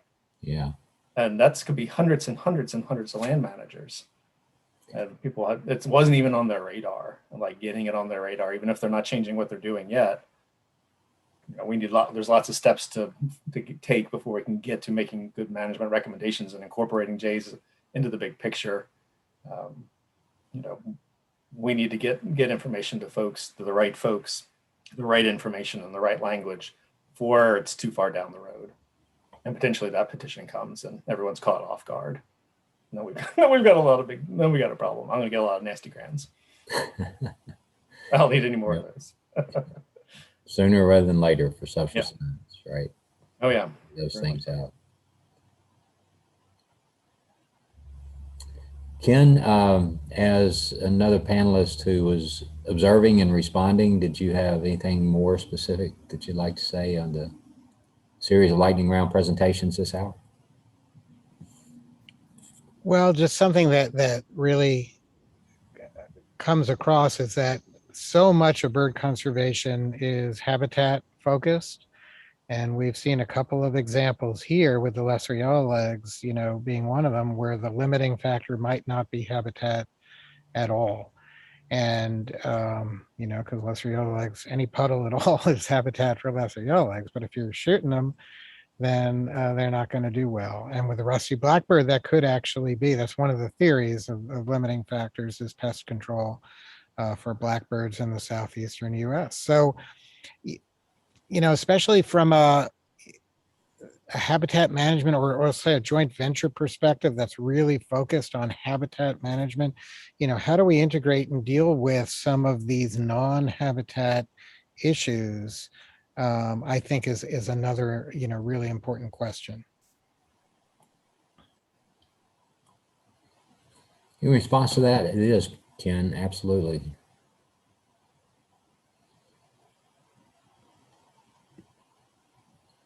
Can I just have something quick to say about lesser yellowlegs and potentially not being restricted by habitat. One of the things I didn't have time to talk about in my presentation, or chose not to, was the trend in Alaska, which is significantly declining at 5 to 9%, and yet that population doesn't appear to be affected by shorebird harvest in the Caribbean. So there very well could, there certainly are other factors that we're just completely unaware of at this point about what's limiting and regulating lesser yellowlegs.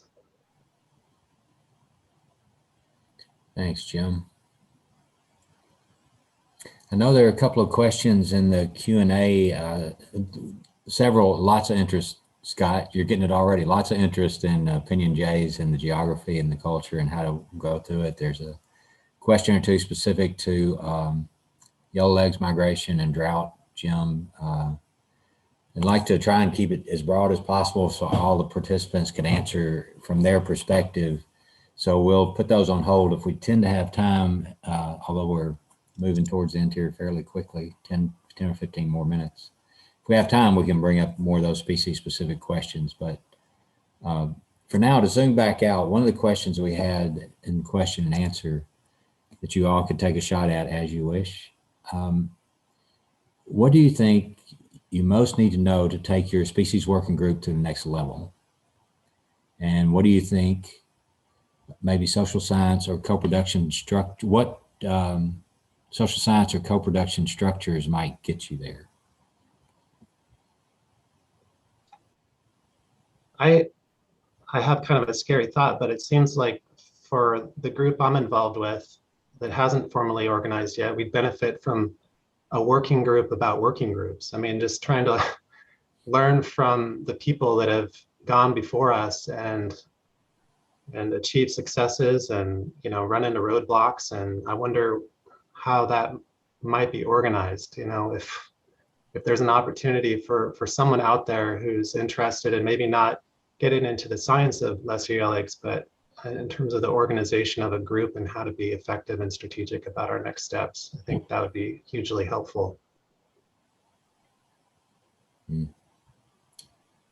I think for us, it's having answers. It's less about the working group and more about not knowing what to do on the ground. So I don't think the working group can get to the next level for either of our species until we have some better understanding of what management should look like on the ground. And then once we have that, then we can open up all kinds of new doors.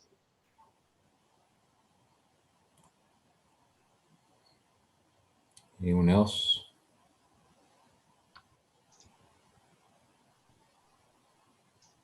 Well, Bob, we can mention maybe that to Jim's question that both the Eastern Working Group and Western Working Group of Partners in Flight, I know, some shorebirds have become honorary Partners in Flight birds, if you don't mind that. But there's sort of a big effort right now to organize those working groups and do kind of what you were saying. I know in the East, Randy Detmers has been pulling all the working groups together into sort of an umbrella structure, and it's tied to what we're doing here today. So, that could be a tangible outcome, and it could happen within one of those working groups, or it could become a road to recovery, function, because we are interested in helping and sort of not necessarily standardizing, but at least trying to make all these processes efficient and work towards the recovery of those birds. Thanks, Ken. You're reading my mind. The Eastern Working Group as well as the Western Working Group hold, I think, some opportunity there to help with the communications network and to share ideas, maybe to initiate some of the science. As most of you know, the Partners in Flight is as good as our network, and people come to the table with lots of good ideas, and then we all try to figure out how to get things done. So I'll lay that out too as a bit of a question. Don't want to be too broad, but do you think how do you see a role of a Partners in Flight working group helping you at this stage? And as that could be tied to the next step in moving forward for your species working group? Or any bird initiative, shorebird plan, et cetera.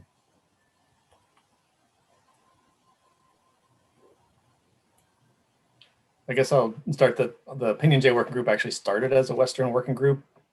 That's where it all began. Yeah. So no, I mean, it was a great place to start. It was a very effective way to begin this thing.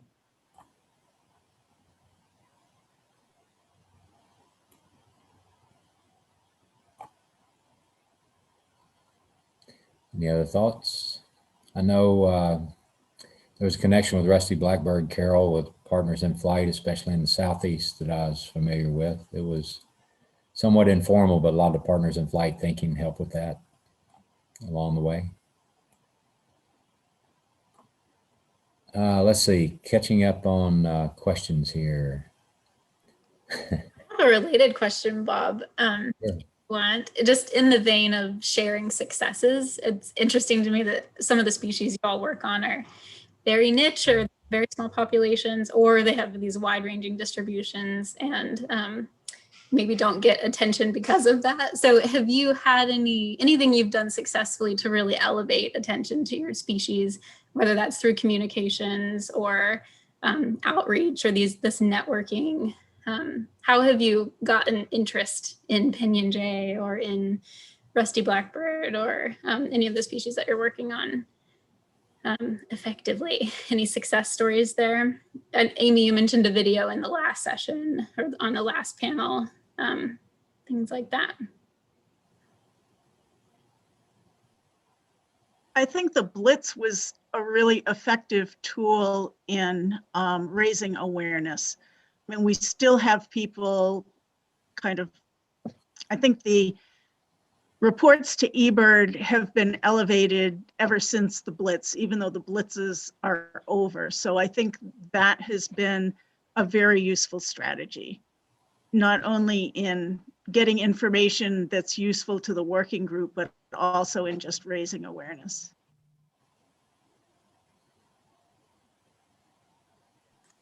Anyone else? This isn't for Black Rail, but I think all of you were all part of the Saltmarsh Sparrow presentation earlier. For that one, it's not a listed species right now, and there's the possibility of it being listed in the next several years. And so being able to engage people around that, because our audience is not private landowners or, some of the, other audiences that the folks here are working with. Our audience is actually managers of state and federal agencies typically, and other conservation groups. So, the impending listing is something that motivates people to want to do more, similar to sage grouse kind of work. Is that, let's try to get as much as we can on the ground and see if we can change the trajectory of this species right now before a potential listing. So that was one, regulatory motivator, I think, for more engagement, at least for that species. Thank you. Anybody else? I wanted to, before we start to wind up here, and I'll turn it back over to Paul for any closing or coordination remarks, maybe 5 or 7 minutes, Paul, of more of this. But I wanted to give this panel an opportunity to answer the question of the last panel as well, which was the single species versus multiple species discussion. You patiently listened to that last time. Were there any additional thoughts during that discussion? Anything you'd like to bring up now, particular to your species working group?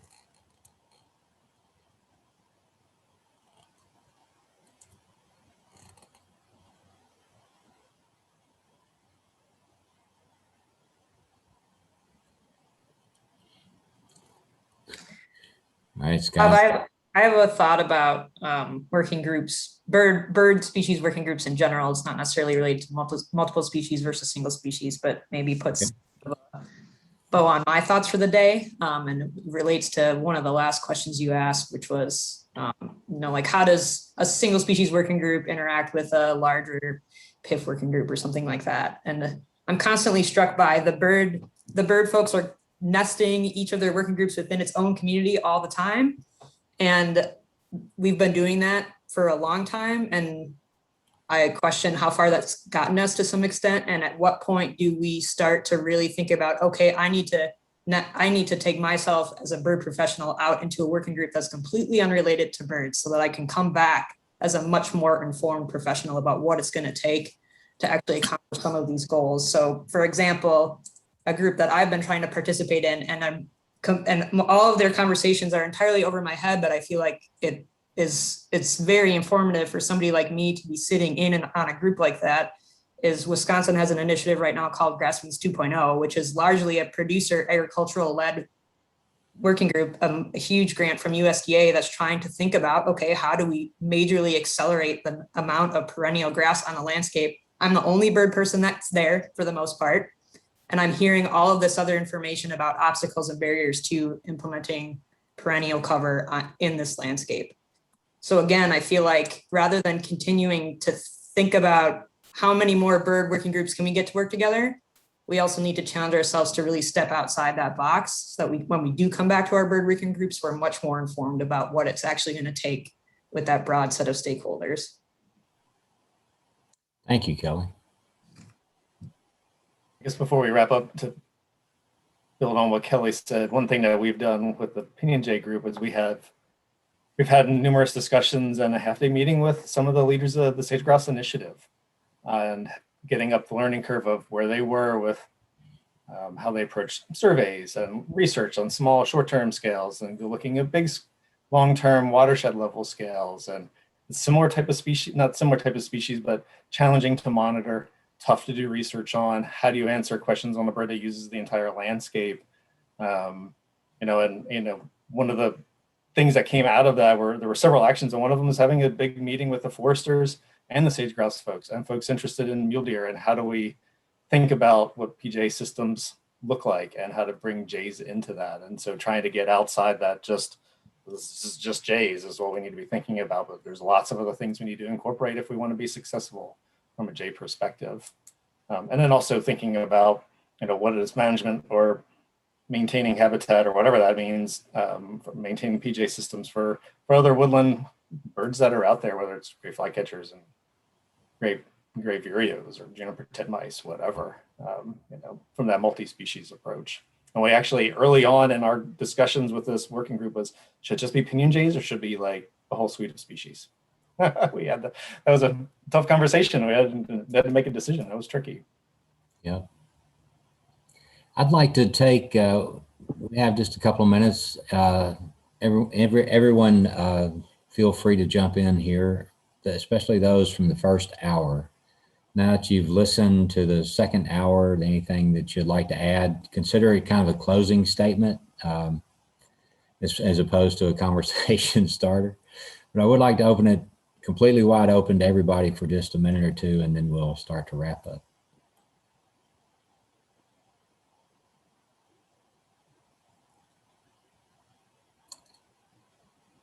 Closing thoughts, remarks.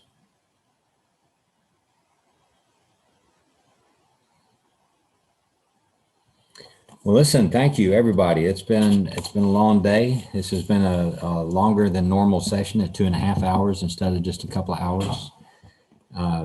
Pretty intense, good discussion. I learned a lot, and I'm sure everyone else did too. Thanks again so much.